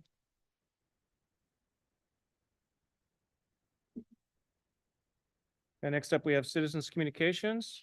I'll open the meeting now for citizens communications. Individuals are limited to 3 minutes to provide comments. This time is an opportunity to hear from members of the public in a limited public forum, and not an opportunity for extended comments or dialogue. Although the city council desires to allow the opportunity for public comment, the business of the city must proceed in an orderly, timely manner. Council may not be able to respond to individual comments and may refer citizens to a staff member to assist. Do we have any remote comments? Ms. Whitney? No, Mr. Mayor. No remote comments? Okay, I have 2 signed up, but if anybody else wants to chime in, we can go there. We'll start out with Gina. And what's the last name? With an F, as Frank? Yep. Okay. Sorry about that. No worries, no problem. So I thank you, Mayor, and thank you, City Council members. Appreciate the opportunity to talk today. Can everybody hear me okay? I'm not real good at There we go. speaking loudly. Thank you. So I wanted to talk to you about pickleball.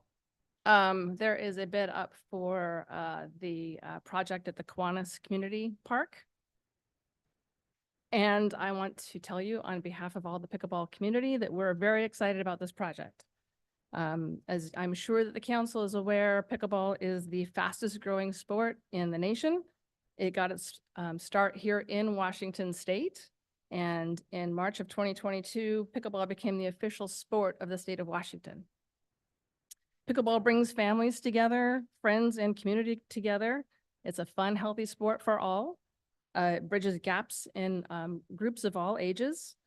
I am currently 57 years old. I play competitively with my sons, and it has brought our family closer together, introduced us to a community of family and friends, and I want to be able to share that with everyone. On a personal note, I've lost 55 pounds, becoming more healthy, working out, and sharing this lifestyle with others. And I want to tell you that most importantly, this is going to bring money to the community. Tired pickleball players want to spend money. They want to spend money at restaurants, retail stores, grocery stores, gas stations. And earlier you were talking about bringing businesses to the community. There's a great money-making opportunity here in the community for retail stores, for pickleball paddles, for pickleball shoes. People are going to spend money. So let's be honest, also massage therapists, chiropractors, physical therapists, they're all going to capitalize on this too. So let's bring them the money that they deserve. Currently, there's only 6 dedicated courts in all of Clark County. That's kind of sad considering that the sport got started right here in the state. So I want to challenge all of you, first of all, to play the sport, but not only that, to go ahead and award this contract to the Kiwanis, for the Kiwanis project and to the Tika Masonry, and to put their plan in motion.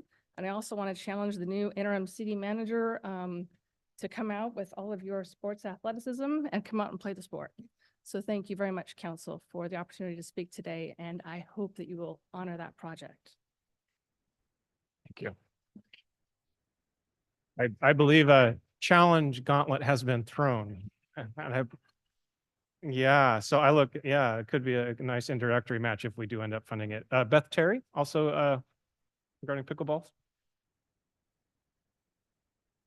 Thank you for allowing me to talk. I didn't know she'd looked at my notes before I came because she pretty much covered everything I was going to say about what a benefit it would be to the community of Battleground, all ages play, men and women. It would bring people here. Right now, I drive to Vancouver to go play, and I would rather spend my money and time here and play with friends and go have a lunch or drinks after. And I think it would be a great benefit. It is a growing sport, and I think it will only get stronger. And I think it's really forethinking to think we should put one in now before a lot of other cities do as well. So thank you. Thank you.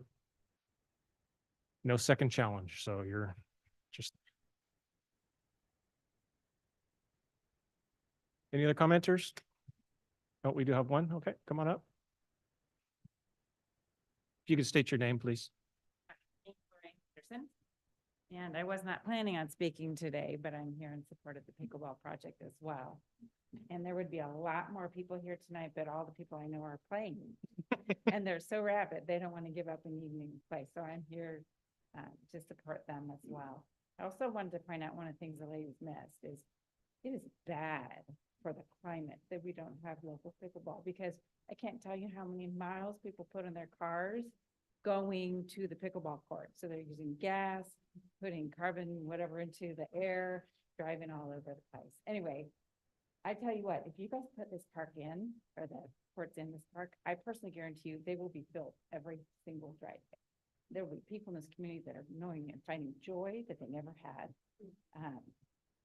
And one thing we didn't talk about was the social aspect of how it just brings people together, forms relationships. It's a cult. And like Gina said, I just challenge you to play or invite you to play. Next thing you know, you have a different life, and it's wonderful. So thank you very much for considering me allowing me to speak. Thank you. Okay, next up, we have the consent agenda. Does any council member believe any item needs to be withdrawn from the consent agenda? I have a motion. Motion and a second by Deputy Mayor Bowman with the motion and Councilmember DeRochers with the second. Seeing no discussion, all those in favor say aye. Aye. Aye. Any opposed? Do we get you, Mr. Cortez? Aye. There we are.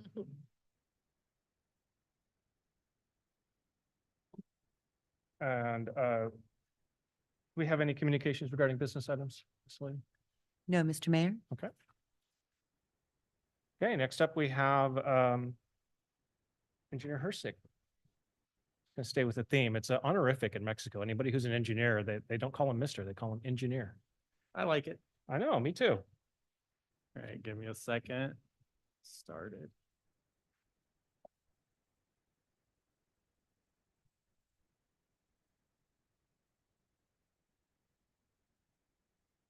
All right. Tonight, we're going to talk about the Kiwanis McConnell Park Improvements bid award. I'll talk about the background, what's included, where we're talking about the costs, options, our recommendation, and then leave some time for questions. So in the 2023 budget, we had included picnic shelters for Kiwanis and Mac McConnell Parks. It was out of the new PROS plan. And so we began designing that based on some conversations we had about budget surplus. Staff was directed to include additional improvements at Kiwanis Park. So the project budget was deferred to 2024 so we could actually see the bids and discuss it with actual costs. So what's included in our bid? So the base bid will be the Mac McConnell Picnic Shelter, Kiwanis Picnic Shelter, the pickleball courts with fencing, the replacement basketball court, some light replacement, and some additional trees. Then there are three alternates for our new council members. What an alternate is it's a extra that you can add on. So we get a cost for it, but it gives you an option to say yes or no to it without having to reject the base bid. So like I said, there's three of those. First would be a shelter for the basketball court. Second would be a sound wall for the pickleball court, and then a shelter for the pickleball court. Where would these be? So at Mac McConnell, there's a couple picnic tables kind of near the playground equipment that just got replaced. So that's where the picnic shelter would be. At Kiwanis Park, like we talked about the base bid, so you have the picnic shelter. It would replace the, lack of a better word, the cover that has all the gaps in it. So it's really not usable in the rain. This would provide for all weather use of the park, so all year. The pickleball courts, there would be 6 of them. They would essentially replace the 2 basketball courts that are there now. We would add a new basketball court where the horseshoe pits used to be. We'd provide additional trees down at the south end of the pickleball courts to help with sound attenuation. And then the lights that are over on the east side of the park would all be replaced with better, more secure lights. For alternate 1, it would to be add a basketball shelter with lighting to the new basketball court. Alternate 2 would be a sound wall also at the south end of the pickleball courts, again, to help with sound attenuation. And then number 3 would be the shelter for the pickleball court. And both of those 2 shelters would allow for all year use of those new facilities. The cost. So the base bid came in about $555, and I won't read the base bid items again, but they're there for you to see. Alternate 1 was the basketball shelter that came in at $203. Alternate 2, which is the sound wall, came in at about $70,000. And alternate 3, which is the pickleball shelter, came in about $350. So your options are rejecting all bids. Cost would be nothing, but we would get no improvements. can award the base bid at 555. You can award the base bid and all alternates would be about 1.2 million. And then you can award base bid and then pick your alternates, and that would obviously vary depending on what was selected. Staff recommends awarding of the base bid and all alternates. Reasons for that are the bid costs were favorable and well under the engineer's estimate. And then shelters provide for all year play. So those would make that usable all the time. Questions? So I'm gonna jump in and just, I just want to bracket this conversation before we open up to questions. Because when I saw this project, my initial reaction was shelters, we could take off the shelters and maybe save some money. So quick question on the fencing for the pickleball. Is that removable fencing or could it be removable? It's bid as permanent, but it's between the various courts. So to provide, balls from going into other people's play.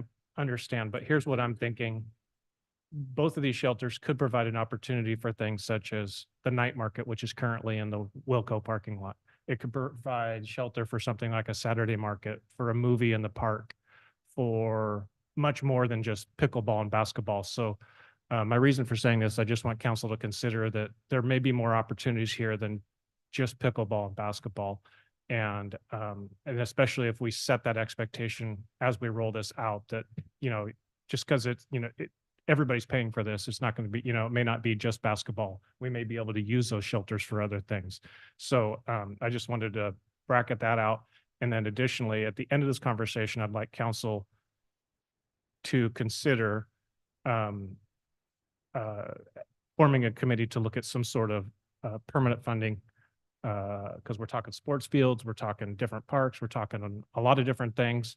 So I'd like us to have a holistic approach and maybe form some sort of subcommittee, and I can talk more about that at the end. But mostly just wanted to put out there the ideas around using those structures for more than just what this presentation does, if we can. It would be quite an amenity to the city. And so just want to start there. So not big enough probably for a Saturday markets. Yeah, I mean, right now there are picnic tables under there, so that's pretty accurate what I have drawn in. So yeah, but it'd have the picnic Sorry, tables. usually I don't like to go first, but I just wanted to get that out there. Councilmember DeRochers.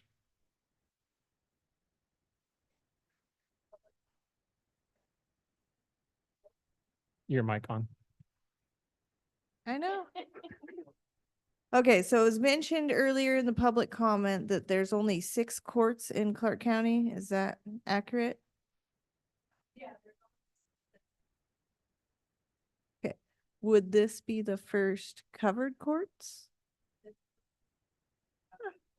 Okay, so we could be doubling the courts and have them covered. That's awesome. Okay, I'm really excited about all this.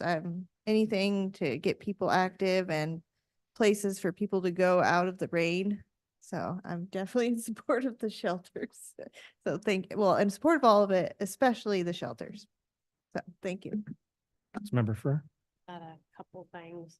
So the base bid was the picnic shelter, but we already have a picnic shelter. Is this going to be increasing it, or we're going to be putting the cover on it now? Because there's beams right now. Yeah, but it's just like never had a cover. portico, or it provides no protection even in the sun. It doesn't really provide. It's more decorative than any actual use. I know, right? It's so true too. So this would back full roof, can use it all year, wouldn't get rained Is that on. the only thing that's being added or changed to that picnic shelter? Is they are going to be putting the cover now onto those The whole beams? thing the whole thing that's there now comes out and a whole new structure goes in. Completely reconstructing it. Yeah.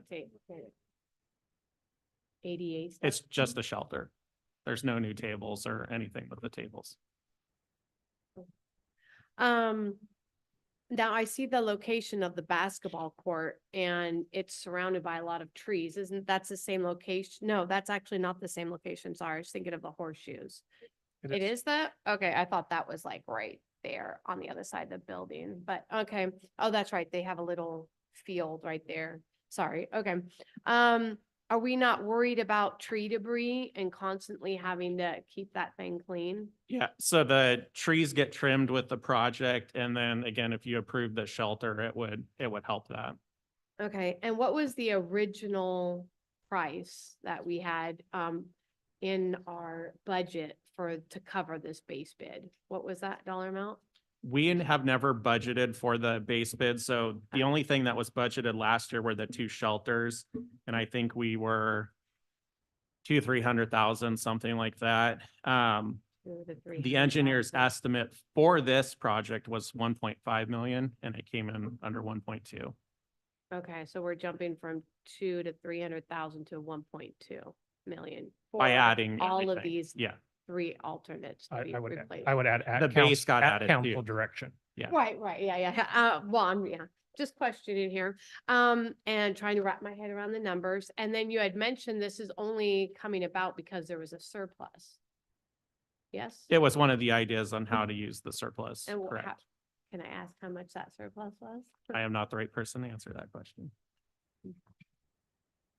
In talking about the general fund reserve last year, what was presented to council was around $10 million out of the general fund and options and how to spend that. Sorry, I was listening.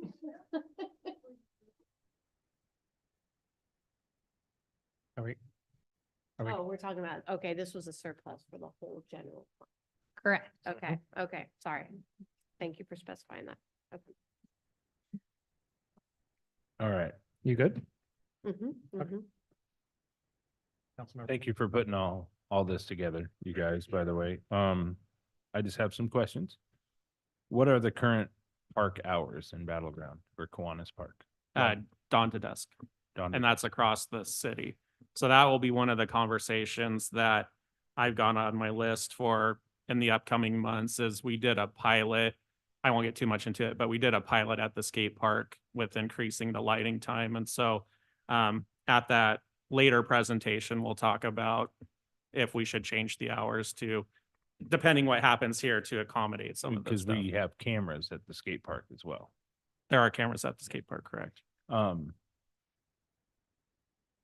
And that kind of comes back to the original base proposal. If we were to take out all the lighting, even in the covered structures, I'm wondering how much that would decrease this proposal. So say we did pickleball and basketball with covers, but no lights. Because most of the light poles, as we spoke earlier this week, most of the light poles at the park are broken already. They don't really work. Is that just the line item for the lights? That's a light replacement. I think if you put a shelter up with our environment, if you don't put lighting, it's gonna be pretty dark underneath that shelter. I know That would be that's why the lights are there because it without the lights, having a shelter, I think is going to Just make it shaded difficult to area. play. Yeah, it'd be too shaded. Talking to Okay. people in the community and they liked the idea when they put those lights in, even though some of them are busted, they would like those lights back up. Thank you. Thank you. Question. So we're moving the pickleball courts where the basketball courts are. And then building new basketball courts over where the horseshoe pit is. Yeah, a singular basketball court at where So it's only one basketball Correct. court instead of the two that we have. Correct. currently. Yeah. And is there a reason why we don't just build the 6 pickleball courts over where the horseshoes are and leave the basketball courts, resurface them? without removing all of the trees and everything else, the thought was the pickleball courts would be accommodated on the basketball better and then move it. And this fits better in the existing park without having to remove all the trees and everything like that. Okay. All right. And then I only had input on the fence. At places I've played, I'm a pickleball player, by the way, just so everyone knows. I love that. I'm new to the sport, but I love it. At some of the places I've been, they have like netting that hangs between the courts that keeps the balls from bouncing into the other courts. And that would be a way to maybe eliminate the fencing and do some kind of netting where you could take that down and then have it in open space across the courts. So that's my 2 cents on all of that. You good? All right, one more shot at the apple. I just wanted to say that with this, if we like how this basketball court turns out, that we could potentially add more, with all that extra money. My family and I, we currently use the basketball courts where they're at, and that's why I was wondering, like, there are times we go down there on the weekend on a nice day, both courts are full. So we'll like pick up games and stuff, and so we go down to one court. But you can split up what you're playing now, basketball and pickleball. Yeah, well, good point. Yeah. The other comment I wanted to say is that I especially appreciate that Battleground businesses are bidding on our proposals and being the pick. So, thank you. That's all. Councilmember Bowman, Deputy Mayor Bowman. Thank you, Mr. Mayor. So a couple things. Number one, those lights are not the ones that are broken being replaced. Am I correct? Say that one more time. The lights that you have on here being replaced are not the ones that are broken through the park that have. No, been we did put not, over. we did not do anything with the lights at the Yeah. trail. So this has nothing to do with the lights that people want put back up. These lights are already there. We're just putting different ones in. And part of that goes to the discussion that needs about park hours, because, if it's dawn to dusk, there really shouldn't be lights on the trail because it people theoretically shouldn't be used at that time. The lights around here are more for security. So that's why that was selected as the lights to replace, but that can change if park hours change. So, which I don't have a problem with, but we're approving a bid based upon park hours the way they are. So, which to me has never made sense why we put lights in parks. Safety or not, there's going to be people in the park if the light's on. And so then we have the conversation of, well, you're not supposed to be in the park because it's only till dark. So that's a little bit, I don't know about that, but I think, me personally, if you're going to build pickleball courts, especially here, it's a waste of money to not put a shelter over 'em, because we're literally building courts for maybe 4 or 5 months of the year, maybe. Yeah, I would say 4, but. And so that's this is a lot of money compared to where we were. And so, to be able to say, hey, we're gonna spend $1.2 million on stuff that only gets used 3 months of the year doesn't seem like a lot of sense to me. Or well, it wouldn't be 1.2 because we'd be putting shelters on them at 1.2. But to be able to use them, they need to be covered. If you're going to cover them, then we're going to run into the same problems that we had with the skate park. Is, are we going to leave the lights on after dark? We haven't made that decision yet. And if we don't make that decision, let me tell you what'll be in this room: a whole bunch of people play pickleball, just like there's a whole bunch of skateboarders that want to use the park after dark. And they say in the wintertime, it gets dark at 4:30. I'm not even home from work. I can't play pickleball, right? And so then you're going to have another battle going, well, do we change it? Do we leave the lights on? Do we not? Right? And so that's the, there are so many things that are going to happen if we approve this that we have to change. And so that's my only concern is we went from a $300,000, we're going to put a couple of shelters in and make some pickleball courts, to 1.2 million in no time. And the 1.2 million seems that that's where we need to be if we're going to do this. But where are we going to be when it comes time to shut the lights off, and where are we going to be? I know this happened over in Portland. They shut down a pickleball court over there because the neighbors were complaining about the noise all hours of the day. Right. And so, what does that look like for, have we talked at all to the neighbors there? If we're doubling the pickleball courts in Clark County, if we're doubling the pickleball courts and these are all day long, what does that look like for the houses that are there? And are we going to have more sound abatement and those type of things? If it's enclosed, it's a little bit different, right? And so I don't know enough about it. I know it's crazy. Like there's a lot of people playing this now and it's insane how popular it got.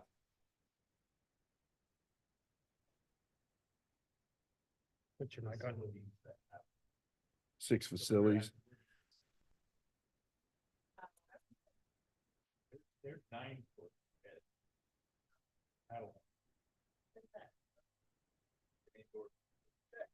Well,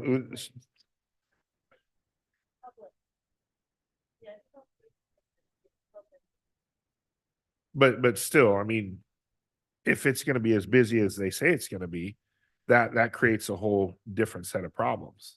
And so that's my only concern is like, you have to cover it or it's in my opinion, it's a waste of money. But then where do we need to go from there? Because will it be, well, we need the lights on, we need lights on for security, we need more lights, we need, Well, you can turn off the lights in the court. And I mean, pickleball players, what they got at Jeopardy 7:30. so.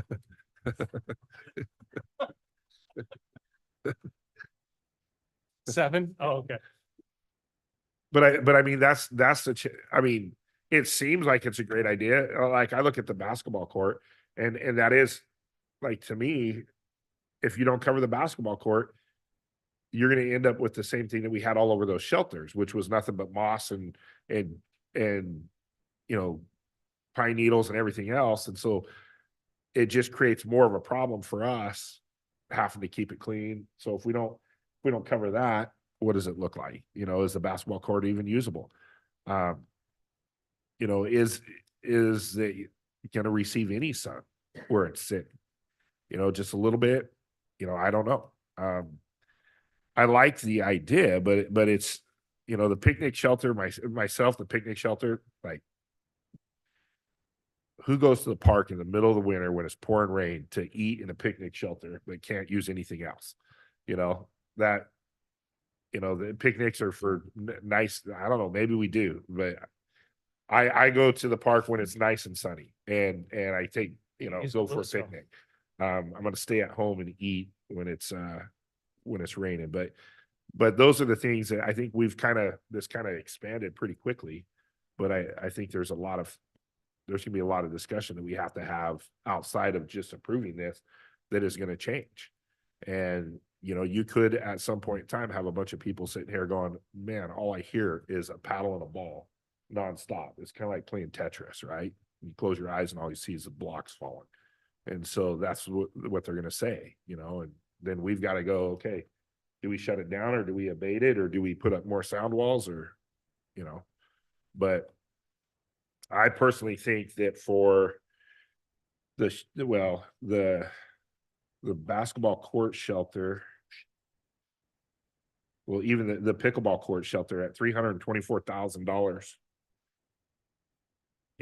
like I've asked this before, but where are we getting these bids? Like you can build a freaking shop for half that price, maybe even less than that, maybe a third, so when I saw that picture, that's steel and freaking corrugated roof. And we're saying it's $180,000. Yeah, and that was just a example picture. It's a metal roof, but I'm assuming it's going the to be steel looks similar to that. Yeah, the covers. Those have actually come. I know the school district put up covered play areas. Those have actually come down in price. Yeah, well. The question I was gonna ask, where did we go to get those ones for the schools that have those covered areas for the basketball court? I can't remember which contractor they used, but I know the first ones they put in were about twice the cost of the last ones. The technology or something is really. Well, there's a ton of, so they're doing more of them. So I don't know. I just know they've gotten cheaper. We can get a discount, right? Well, the problem is, that's outside of the bid. The shelters are outside of the bid. I mean, if you did the base, but I say it's time to start looking at, like we did with the Veterans Memorial. We got some companies here in town that can put those things up. Let's let them buy them for half the price and put them up. And it's a lot of money. And in just the shelters alone, you're looking at 147 and 351. Looking at $500,000 in just shelter, just roof. And lighting. That includes the lighting for the shelter. Yeah, yeah. Did you? Good. Davis? Yeah, sorry. Okay, thank you. Thanks for the presentation too. I gotta be honest, I saw these numbers and it was major sticker shock. It blew me away that we went from 500 to 1.8. And I understand, and I agree, our weather. I mean, what are we gonna do? Are we gonna do all this and we're not gonna have it covered? That doesn't make sense, but the cost doesn't make sense. And alternate two, I'm having a very hard time wrapping my head around almost $70,000 for additional sound wall for a few houses. So I think Councilmember Bowman had a good point. What started out as one thing has really mushroomed and ballooned, and not all bad, but this is a lot to digest right now. It's all needed, great, love it, but wow, it's a lot going on right now between the lights and price. So I appreciate all that you've done, and I know we need to do something, but I think we need to tweak some things maybe. And that's my opinion. So thanks. Yeah, I'm with her, Councilwoman Davis. It's a lot to digest. I'm in full support of these amendments, but it does raise a lot of concerns and questions. I don't know that we're gonna necessarily be able to feel comfortable making this motion to push through. That's just me speaking on my own behalf, obviously. I know, just to put some arguments out there, that the shelters also are great in the summertime. They create shade when you're at 100 degrees out there. We have what's the parks, and they have the little groups for the kids, right? And they do their little Summer active, the Skyhawks. the summer camps that are at the parks, and they provide a lunch and some fun activities. My kid participated in that. It's a lot of fun. Anyone's got little ones. But it got very hot. And so a shade would have been really nice, and having something that you guys are providing and bringing forward in this, I think, is a great idea for that. I like the potential that the mayor had brought up, that we could potentially use this as like a farmer's market, again, out of the shade, creating something.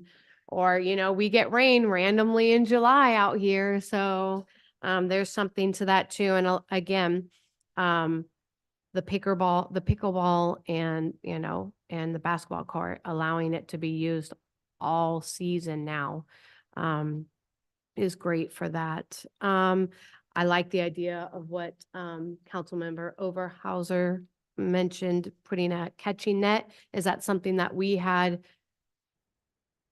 in this bid?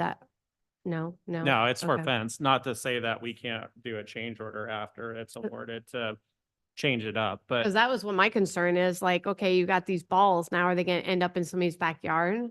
no, that's what the fence is for. Okay, it's gonna be high enough for that. How high is this fence that we're talking about? I believe it's 8 foot on the edges and then 2 or 3 feet in between the courts Between to the two keep the ball courts? in the court. I don't think pickleballs travel that's not like tennis. They stay pretty low That's to the true, ground. that's true. Good That's point. That's a my good point. understanding. But I know that the sound wall is crucial, because we're, in regards to what Councilmember Bowman had mentioned, that, hey, talking to the,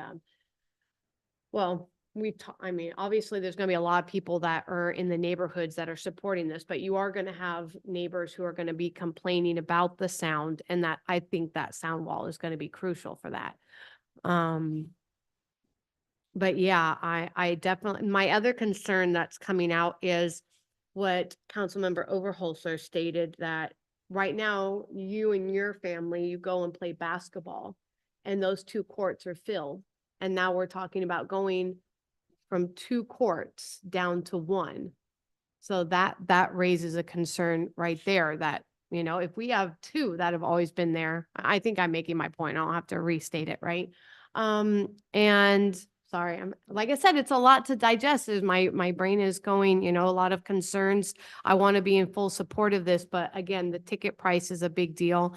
And then I'm thinking about, we have other parks that we've talked about, that are going to also have some pickleballs. So this won't be our only location, it was my understanding. Weren't we going to be putting some pickleball courts over, at the, Remy, possibly. We don't know. we haven't, no, fully, okay. No, I believe the final preferred alternatives come shortly. Cause I thought it was gonna be by the community center. We were gonna put some more pickleball over there. That's. Yeah. If the fields are away, but that's. Oh, okay, okay.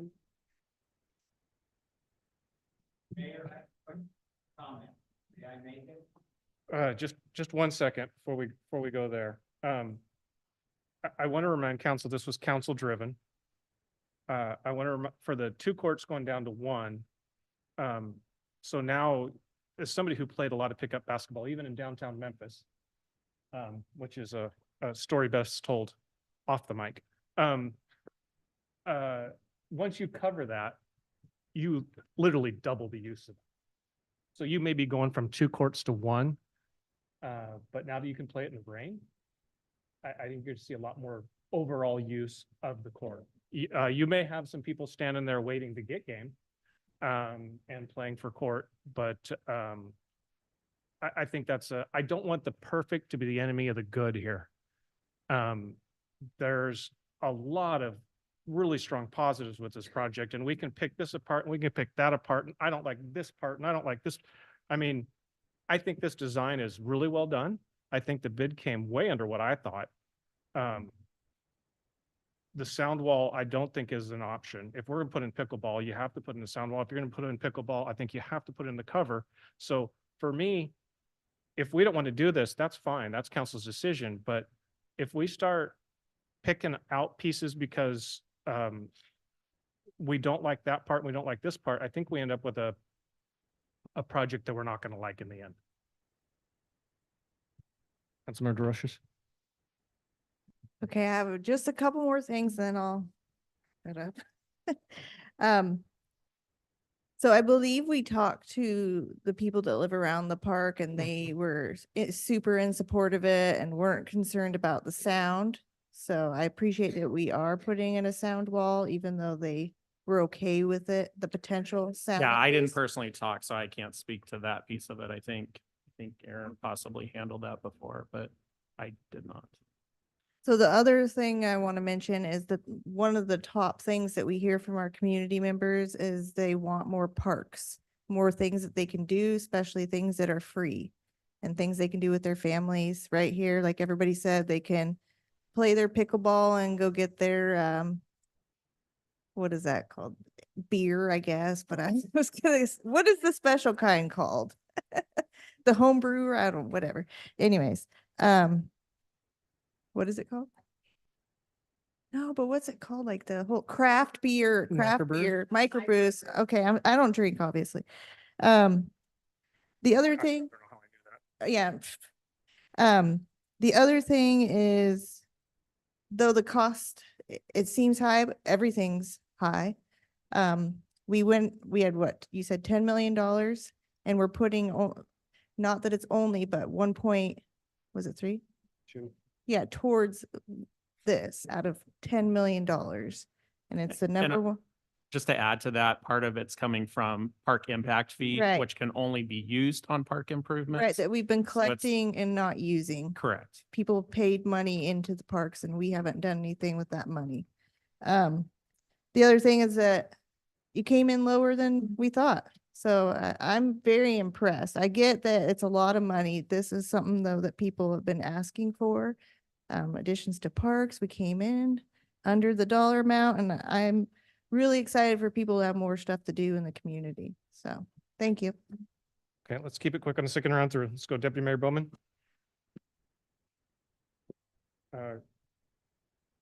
Yeah, okay. Councilmember Vogel. All right, yeah, want to be respectful. So my question is, I know we're coming out of a surplus in the budget currently, and that's why this was all born.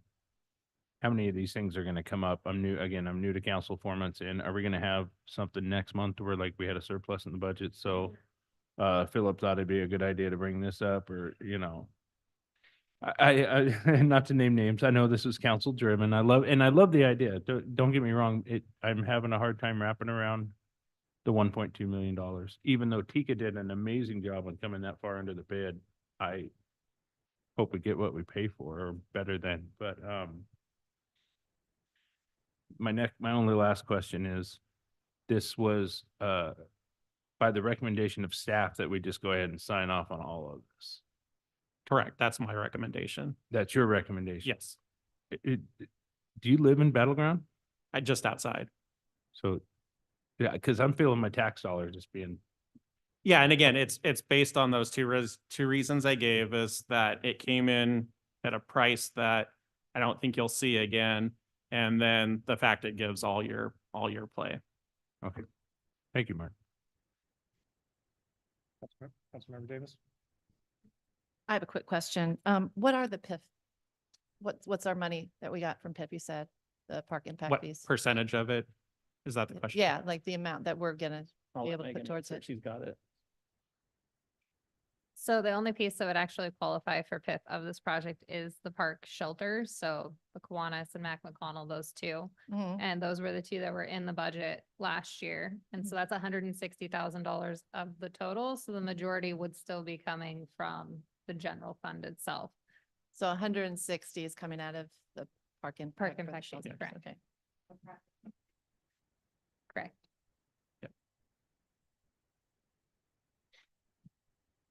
And in answer to Eric's earlier question about other items like this was the only one that was of this magnitude, and it was the length of time it took for the project to get out to bid to get that final price, so then it could become before council. And there's been several new council members since that time of when this began, so this is the only big ticket item.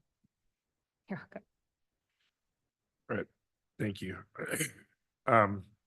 So a couple things. Number one, we can do whatever we want, but it's annoying to me that we sit up here and say, well, we got $10 million. We got $15 million. We have people say we got $70 million. When we say that, people don't understand where all that money sits. And they think we have $70 million. And we don't have $70 million. We got funds that these sit in that are dedicated for sewer, for water, for park impact fees, for different things that they can only be used on those things. So when we say we have $10 million, I don't know if maybe you do, but at my house, I don't look at what I have in my checking account and go, I need to spend it. You know, I try and save a little bit of money and put it away. And so just because we have extra money doesn't mean we find, you know, these pet projects to throw money at. Because if you go through the recession like we did back in 08 and you start looking at people that are sitting over there and you start cutting their jobs, that's a lot different than a park. When you start affecting families because we decided we wanted to build parks and we wanted to do all these other things, I'm fine with it, but I think we just have to be careful how we say, we got all this money, let's just spend it. We've got this money because we were conservative. We got this money because the people voted for a fire annexation, or we wouldn't even be having this talk. So that's why we got to be a little bit careful about it. The only thing I was thinking, Mark, is you see on your map there where it says picnic shelter. Mhm. If you were to put the pickleball courts there and you put 2 pickleball courts there and you covered them and you didn't put in a new basketball court, you left the 2 basketball courts where they're at. You don't have to worry about sound abatement. You don't have to worry about building another basketball court. You don't have to even worry about covering the basketball courts. why didn't we look at any other places on the property? In your opinion? I don't know that I can speak to that. Like I said, we were, at least Public Works was directed to this design. And that's kind of where we went from it. Cause that's the only thing I like, if you take the basketball court out of it, you take the basketball cover out of it, you're adding about $400,000, $300 and some $1,000. And you can build the pickleball courts. I mean, they have the pickleball courts down at 200. I think it was 200. Pickleball courts, $200,000, which is what we had them at. So like what does $200,000 do for pickleball courts where they're at? Is that just resurfacing? Do we know? So the, that includes the, resurfacing, because the fencing is its own separate item. So we just we just resurface it and paint them. Is that what they're doing? Yeah, so I'm not an expert, but there's essentially about, it's say 8 or 9 layers that go down. So there's like a sealer, and then there's some cushioning, and then there's like I'd call it thermoplastic. That's what it's closest to me. And then the actual like line striping. So when you're all done, it's like 8 or 9 layers that get put down to cover everything. Okay. Well, I just, from a neighbor standpoint, that would be in the middle of the park, towards the middle of the park, and you just wouldn't have as much noise. But that I didn't know if we even looked at other options, or if this was the only option we looked at. So, all right, thank you. Council, do you want to take any more comments from the audience?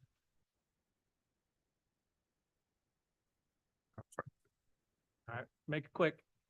I'll make it quick. So, leave your basketball courts where they're at.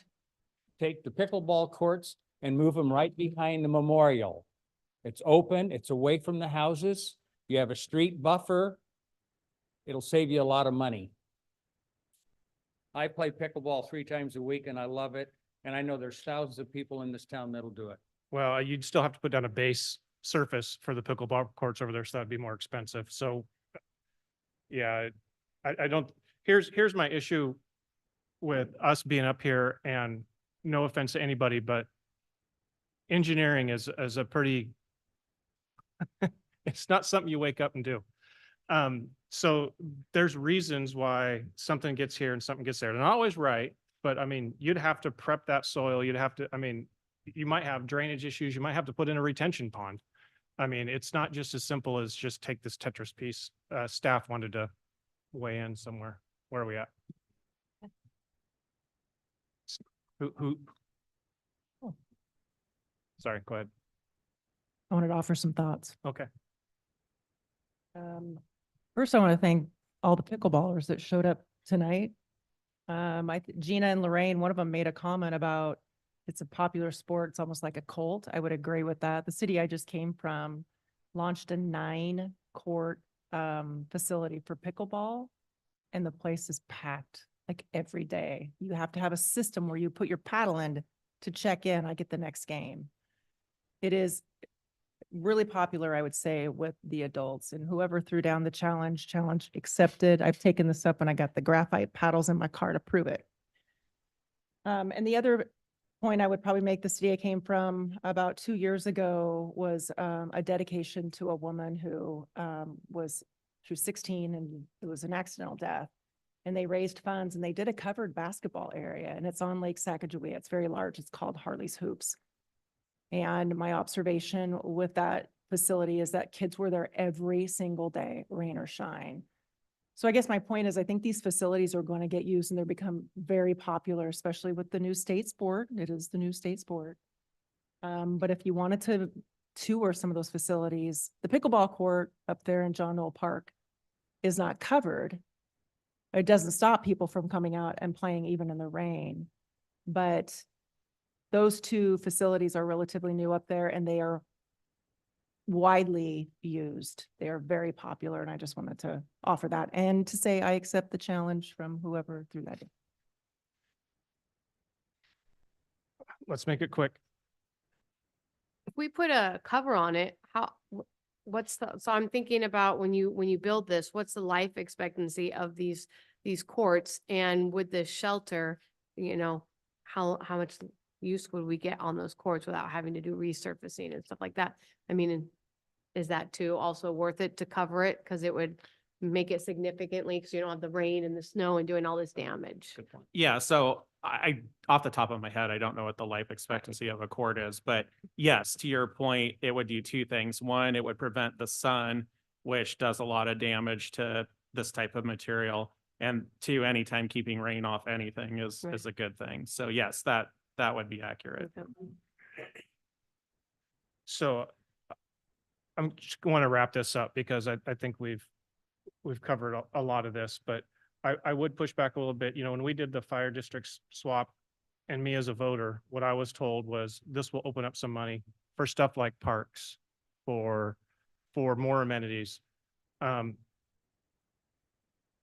It'd be nice for Battleground to have nice stuff.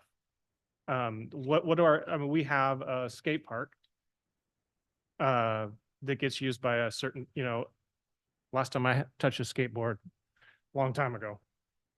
Like Cosby Show was probably on TV. This opens it up to our older residents. Basketball opens it up to, a large demographic. And, I see our parks, they're great resources for the city. And I'd just like to see them used more. Again, I think it's a great plan. And I don't want to see us start playing Tetris with this plan. So based on the restrictions and the direction we gave Public Works, I think this gives us the options we need, whether we do whatever councils, I guess I'm opening up for motions on what council wants to move forward with, because my concern is I don't think we're going to see a bid like this again.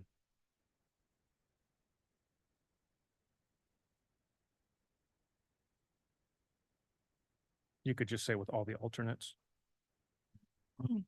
If that's what you were asking. So what? Oh yeah, I got it. I move to award the base bid and all the alternatives for the Kiwanis and McConnell Park Improvements Project to Tikka Masonry and authorize the interim city manager to sign the contract. Second. A motion and a second. How do we want to handle Mr. Cortez or Councilmember Cortez's vote? Do we have that?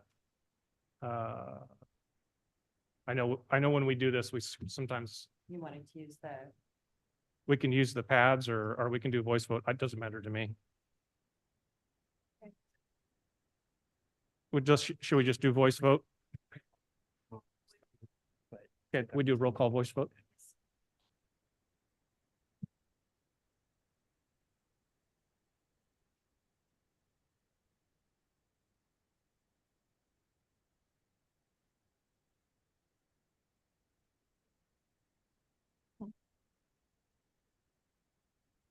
Mayor McCoy, how do you vote? Yes. Deputy Mayor Bowman, how do you vote? Yes. Councilmember Ferrer, Yes. Councilmember DeRozier, Yes. Councilmember Cortez, Yes. Councilmember Davis, No. Councilmember Overholser, No.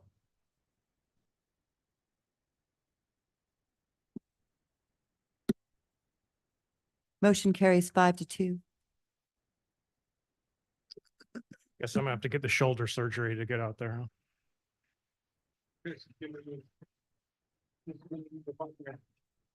Oh, yeah, this is as high as it goes, so.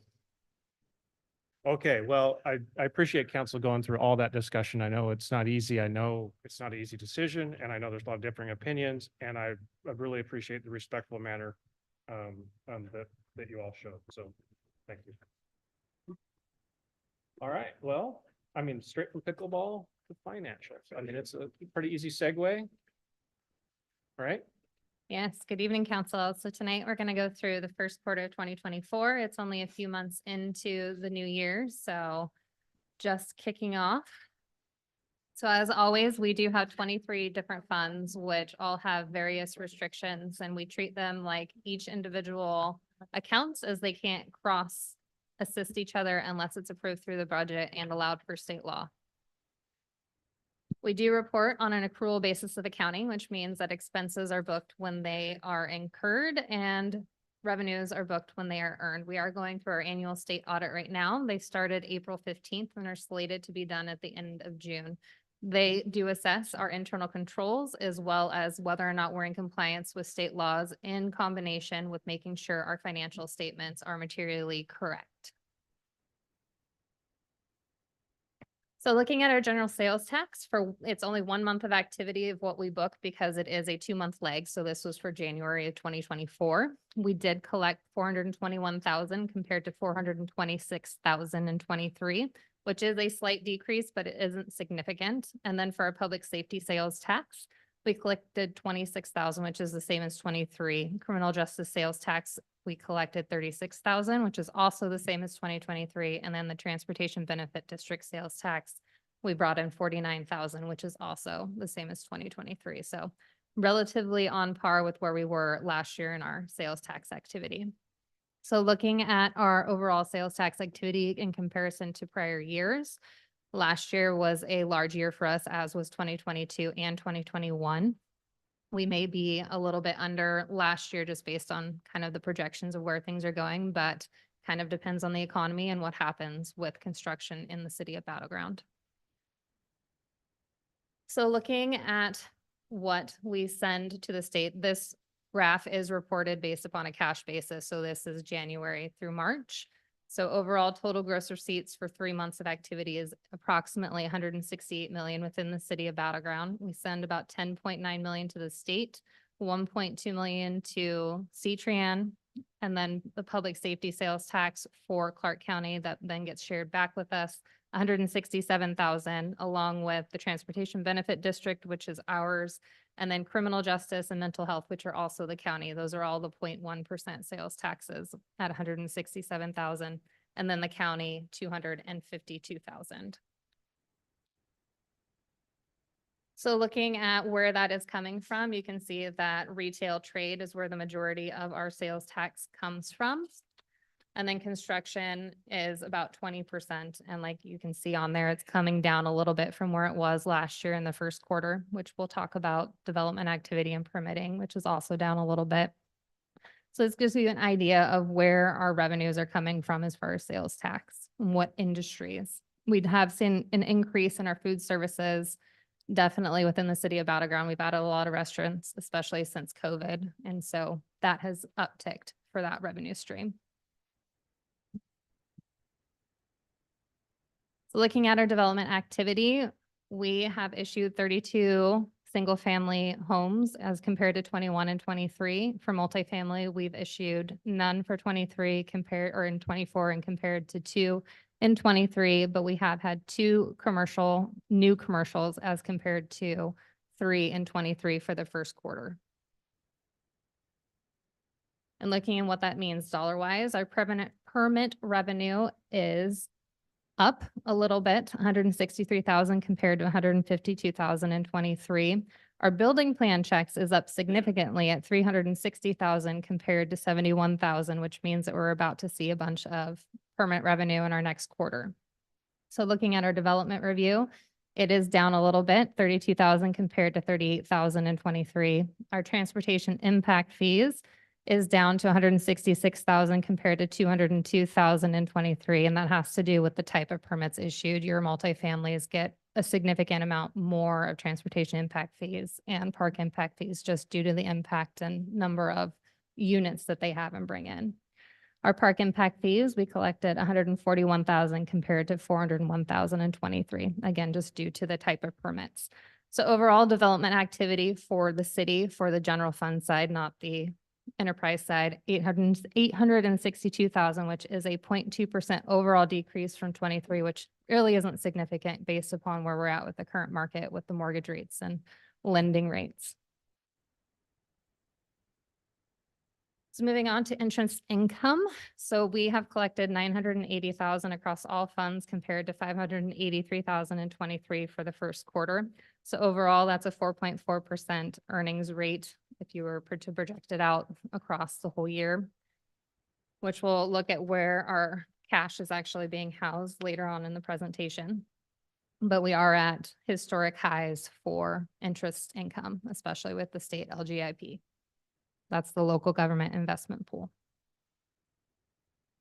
So looking at our general fund overall, we're not going to get into specifics just because you do receive those monthly reports from me. And if you have questions, feel free to ask me. So our revenues were at 27.1 million as our budget, and we're at 7.5 million. So that's 27.5% budget to actual. And then for our expenditures, our budget's 29.2 million and our actual is 4.8 million. So we're at 20.2% budget to actual. So looking at our allocation of revenues and what we've collected, I do want to highlight that we do book our full property tax at the beginning of the year, the levy amount, and then we collect that throughout the year against our receivables. So 4.1 million of that 5.4 million under taxes is that property tax levy that we will get. We get the first chunk in April and our second chunk in October, but we do collect monthly as well from the county. And then also for our fines, I also wanted to point out that traffic, parking, and code are all double what they were first quarter last year. So we have seen for the first time in multiple years an increase in our fines and forfeitures line item.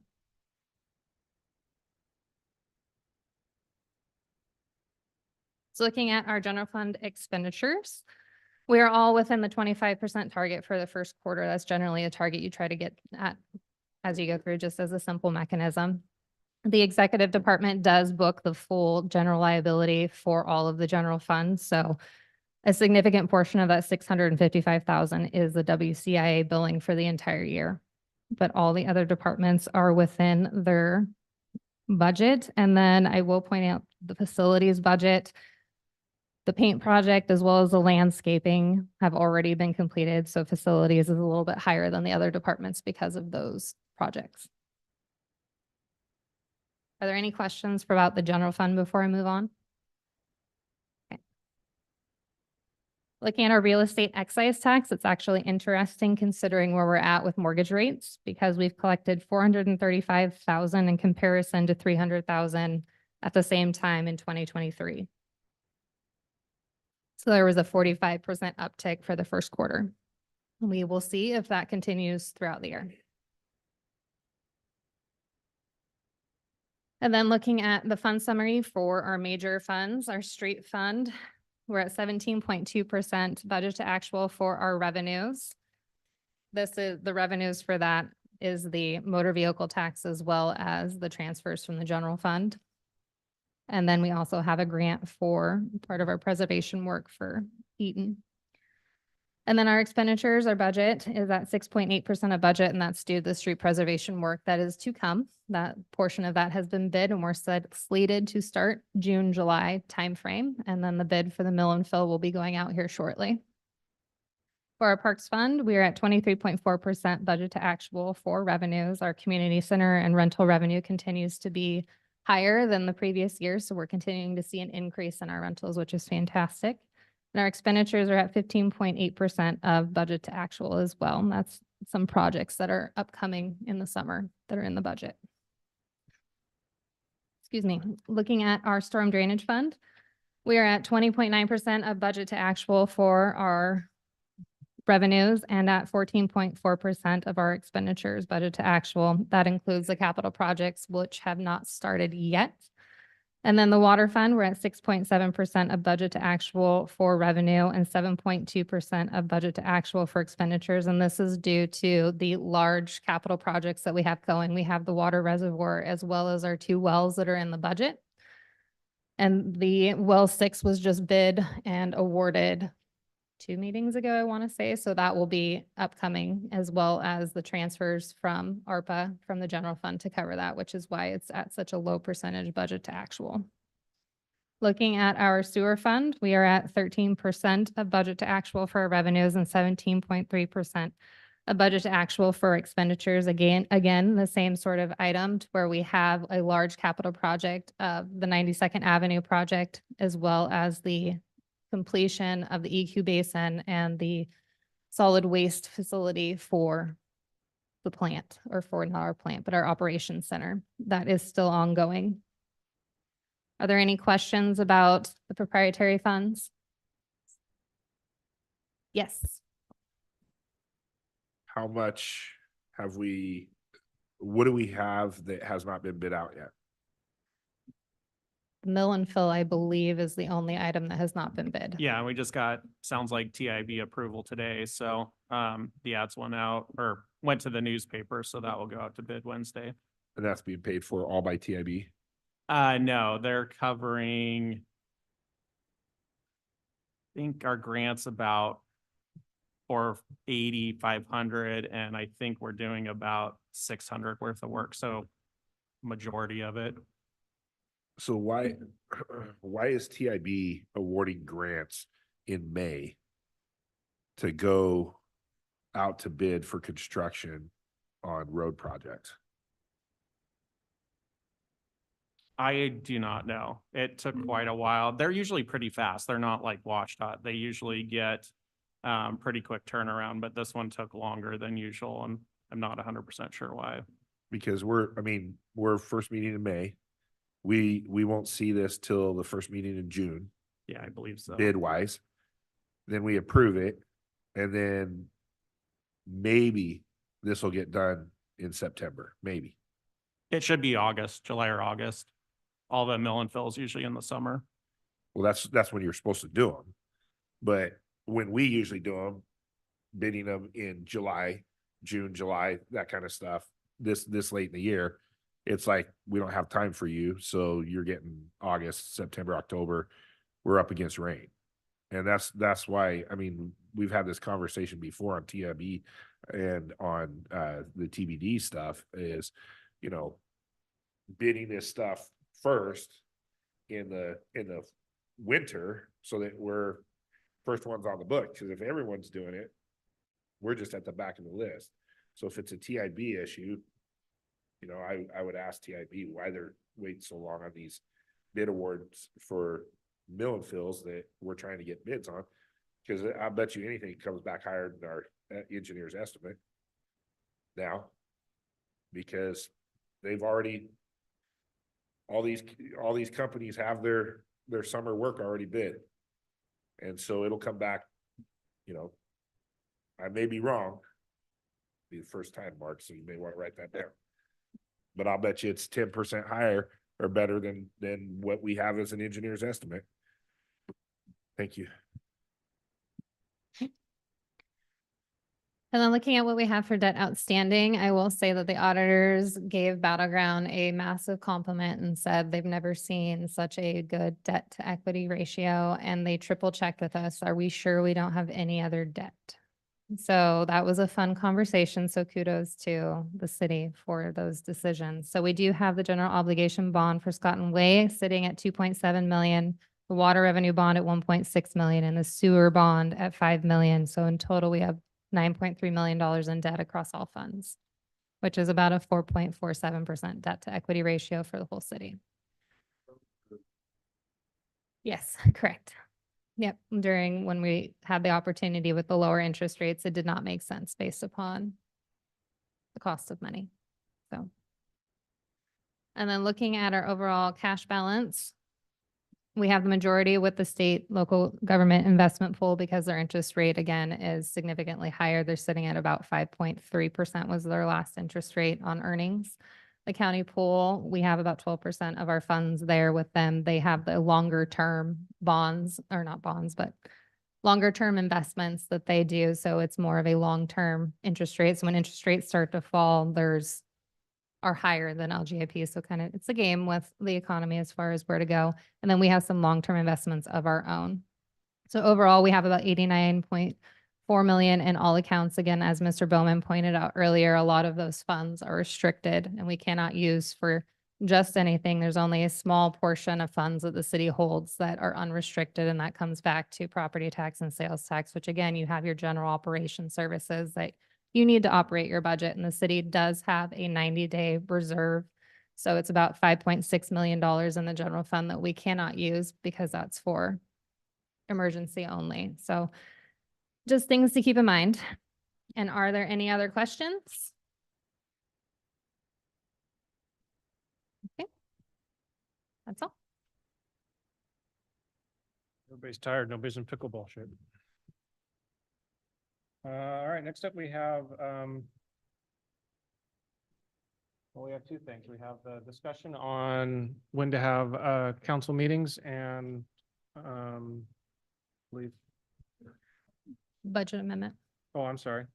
Budget amendment. I'm sorry. My bad.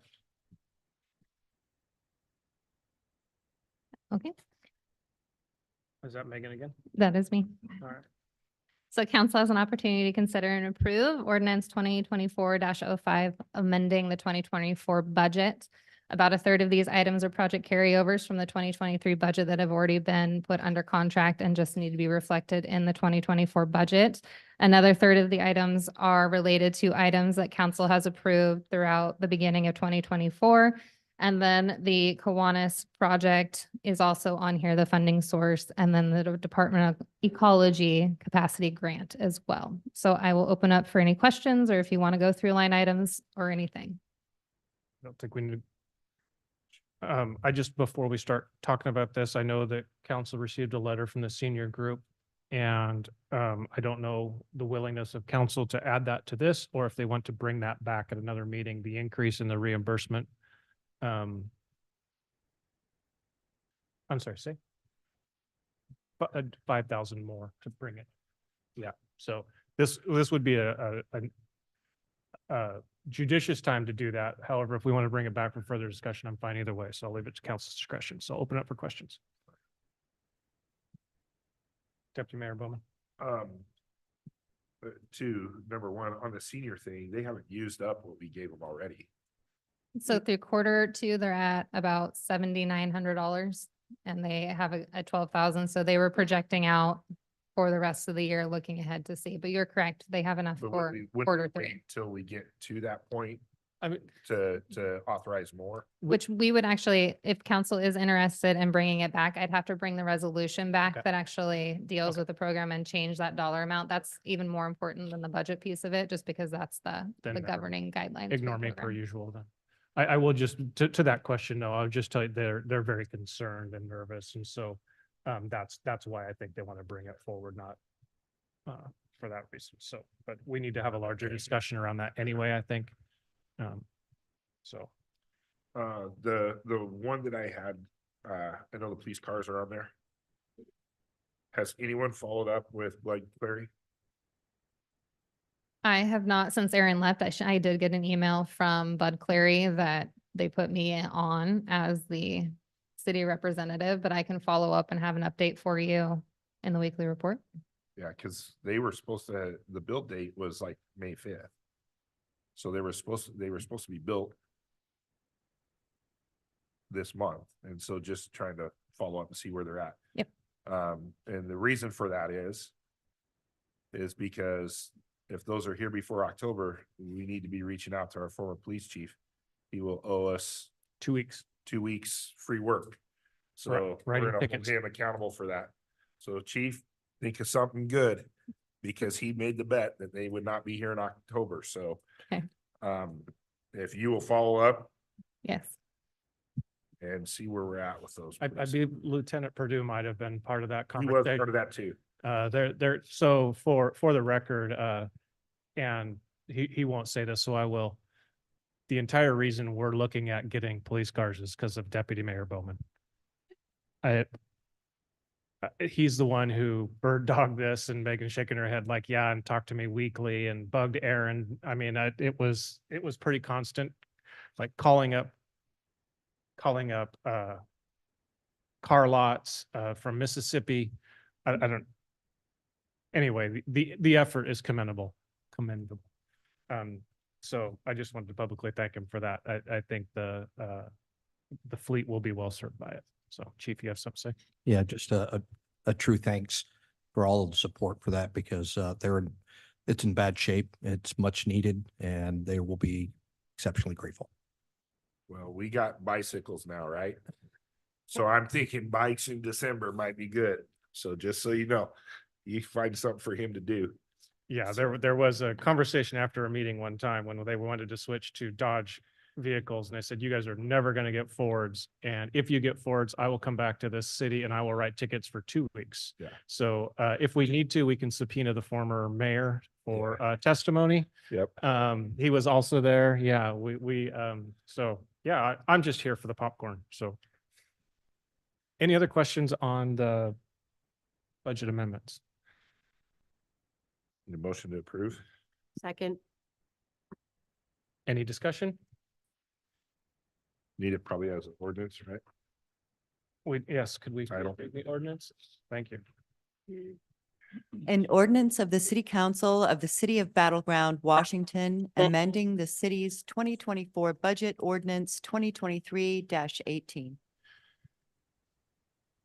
Any further discussion? Seeing none, all in favor? Aye. Aye. Any opposed? Carries unanimously. Now we're on to Manual. governance manual, although I believe there's more discussion on that, marrying up the ordinance and council dates. And I just want to preface this by saying I'm personally not willing to make any move to time or date unless we have 7-0 support. I think if there's any hesitation, we need to just send this back to council retreat the next council retreat and discuss it then. But if there's small changes we can all agree on, then I say we go for it. So with that, I'll let our deputy mayor give us the quick options. Deputy City yeah. Manager. Just, yeah, I don't know if that'd be a pretty big demotion.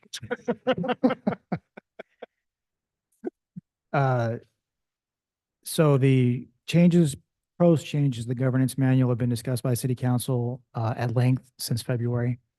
For the most part, I think most items, there's probably some harmony on the city council on what you want to do. The one item that is still outstanding, where there's some dissonance still, I think, is proposed changing the meeting dates. And as to remind council, the last time we discussed this or presented to you, the proposal was changing council meeting dates from the first and third Monday of each month to the first and third Tuesday of each month, with study sessions to occur on the off Tuesdays, second and fourth Tuesday. That sparked some pretty robust conversation among the city council the last time. Staff during our biweeklies spoke with the council members from a desire to establish some kind of common ground. One of the things that had been discussed was perhaps a middle ground could be keep the meetings on the first and third Monday of each month. So there's no change in that regard. Meeting times would move up a little bit to 6 p.m. and you'd have study sessions basically embedded within the body of a regular meeting. That's one thing you could consider. But if there's not a lot of consensus among the city council, that may be dead on arrival as well. So staff is just looking for some direction from council. And so that pretty much concludes my report and turn it back to you. Thank you. Member DeRochers? I like the idea of having it mixed in. That way we're not stuck here. Well, not that I hate being here or anything, but after the study session, we have 30 minutes until the council meeting. This would allow it to just continue flowing. So I like that. If we're done early, then we're done, right? So thanks for the idea on that. That's awesome.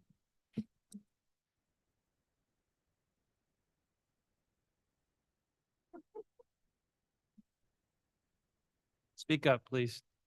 Fine. Okay. You can just say you want it status quo or you want to move to 6 o'clock. That's what I'm hearing. I'm hearing keep it on Mondays is what I'm hearing. So who's up?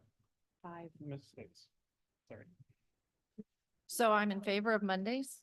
I was thinking earlier that we very rarely ever had a study session go over an hour, and that was usually budget. And we talked about maybe that could make a special meeting for that. My only question, if we wrap everything together, is it now not really a study session? Is it now we're in the thick of motions and it's more business oriented? And I thought in the beginning, we talked about, I wasn't there, but we talked about making the study sessions a little bit more of a team effort type, really back and forth. So that's my concern. If we put it embedded in the meeting, then it's more official. And moving it, I guess my whole thing is we hardly ever had a meeting. And if we end at 6:30 or 6:35, I think we could kill 25 minutes. And so I think we're going around and around on these little factors. So my big thing is I love staying at Monday and I'm flexible with anything else. That was just kind of my 2 cents worth on the whole. Perfect. What do you- Appreciate it. Councilmember Fur. Yeah, I agree. I like the Mondays were fine with me. I like the idea of bringing it back a little bit to 6 for the staff because you guys are already here all day. And then it's like now you guys don't have to sit and wait an hour or 2 for this thing to start. And now you guys can go home earlier yourselves. So I like that. Yeah. Oh, Councilmember DeRosa, sorry. I just wanted to follow up with Councilmember Davis's comment about the more casual study sessions. That was when we would be going weekly. So it'd be like a council meeting and then the next week we have a study session. I think that was the idea, is that we'd have more time to sit down and kind I of dig think through her point things. was if we wrap it into the general meeting, then we lose the informality of a study session. So that's her concern. Okay. Councilmember Overholser? All I have to say is, if we're keeping it on Mondays, I'd like to have the ability to watch Monday Night Football from the dais, please. Saying the quiet part out loud. All right, I'm just not hearing any consensus. If at this point, if it's not broke, I would just rather, unless there's a motion to change it and have a vote, but I would rather, if we make changes that I really think it should be a 7-0 vote. But this is the council's purview. So if somebody wants to make a motion to move meetings to 6 and roll into study session, that's the only consensus I'm hearing. So I'll open the floor to any motion. If not, we'll let this lie and maybe come at it at a retreat next winter. So again, I like the idea of Mondays because Tuesdays, there's just, I didn't like the idea of moving it to any days where you guys, anybody was going to have board meetings and they were going to be stressed from running to one to the other. So I make a motion that we stay with Mondays, and bring it back to 6 p.m. Okay. Well, she's changing the meeting time to 6, so I would say that the regular meeting starting at 6 and wrapping in the study session. Instead of 7, yeah, and then doing the study session at 5. At 5? Well, no, okay, no, wait, take back mine, what? No, so what the proposal was is to move the meeting time back to 6. And if we have a study session or not, it's starting at 6. And the study session would start at 6 and go as long as it did, and then the regular meeting would start. That was what was discussed. Exactly, your meetings exactly how they are right now, just take it back an hour. So our study session was at 6 today, it'd be at 5, it would have been at 5, and then our board meeting at 6. Any second? Please clarify the motion for the clerk. Well, she still needs a motion for the minutes. I believe the motion was to move the meetings back an hour, essentially, correct? Well, everything. Well, she needs it for the minute, so it's fine. Okay, we have the motion. Are we good on that? Clerk, Ms. Haley, you good with that motion? Okay, motion dies for lack of a second. Any administrative reports? Oh, and do we need a motion for the governance manual updates, or since we don't have any change, we still have If governance? you're manual? not changing the time to the meetings, and if you're not changing the dates to the meetings, you do have some other proposed changes you made to the governance manuals. For example, you talked about citizen communications, you talked about eliminating term limits for the mayor and deputy mayor. Those are all, they live in the governance manual, which is changed by resolution. So if that's the case, if there's still harmony, if you guys are still okay with those changes, we'll just present those next week. It's a simple resolution. It's not Okay. that big a deal. Perfect. All right. Thank you. Administrative reports? Yes, thank you, Mayor. Two, actually maybe just one. Reminder about Memorial Day ceremony scheduled for Monday, May 27th, starting at 11. The Battleground Veterans Memorial in Kiwanis Park. Staff is working on finalizing details for the event and will be issuing a press release and social media announcements this week. And as you mentioned earlier, we do have the 2 vacancies, one for the Planning Commission and one for the Clark County Arts Commission, and City Clerk Halili will be coordinating with staff and Mayor McCoy to solicit interest from the public to fill those vacancies. And lastly, I think I forgot to give some comment here, so I'll take advantage of that now. I just want you to know that I'm very honored to serve in this position as interim city manager for Battleground, and appreciate the trust that the council has in me to serve in this position. I've only been here about 2 weeks, having a lot of fun. I can tell you that what really makes me look forward to arriving at City Hall every morning are the individuals sitting around this table. This staff is so talented and experienced. I never fret about not getting an answer. I simply have to run down the hall or pick up the phone, and that has been really delightful. So I just want you to know how much I appreciate them and how much I appreciate the appointment. So that's the end of my report, Mayor. Happy to have you. Any council member communications? Okay. I would like to take this opportunity and to bring back the Eaton Park Affordable Housing Project. I was not here. I was out of country when that vote got taken, and I would like to have the opportunity to bring it back and ask any questions and have a conversation on the dais, and yeah. Mr. Mayor, point of order. Yeah. Should I be motion?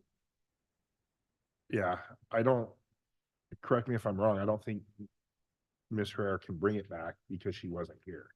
Oh, sorry. I thought it was for no's or If the absent. clerk may clarify, a motion for, to reconsider must be brought by a member who voted, in the prevailing manner. So that would be, because the motion failed on April 1, that would be either Councilmember Overhoser, Councilmember Court, or I'm sorry, No, Councilmember Davis and those three. Councilmember, or Deputy Mayor Bowman. They would need to bring that motion. And I'll be reaching out to anybody who's willing.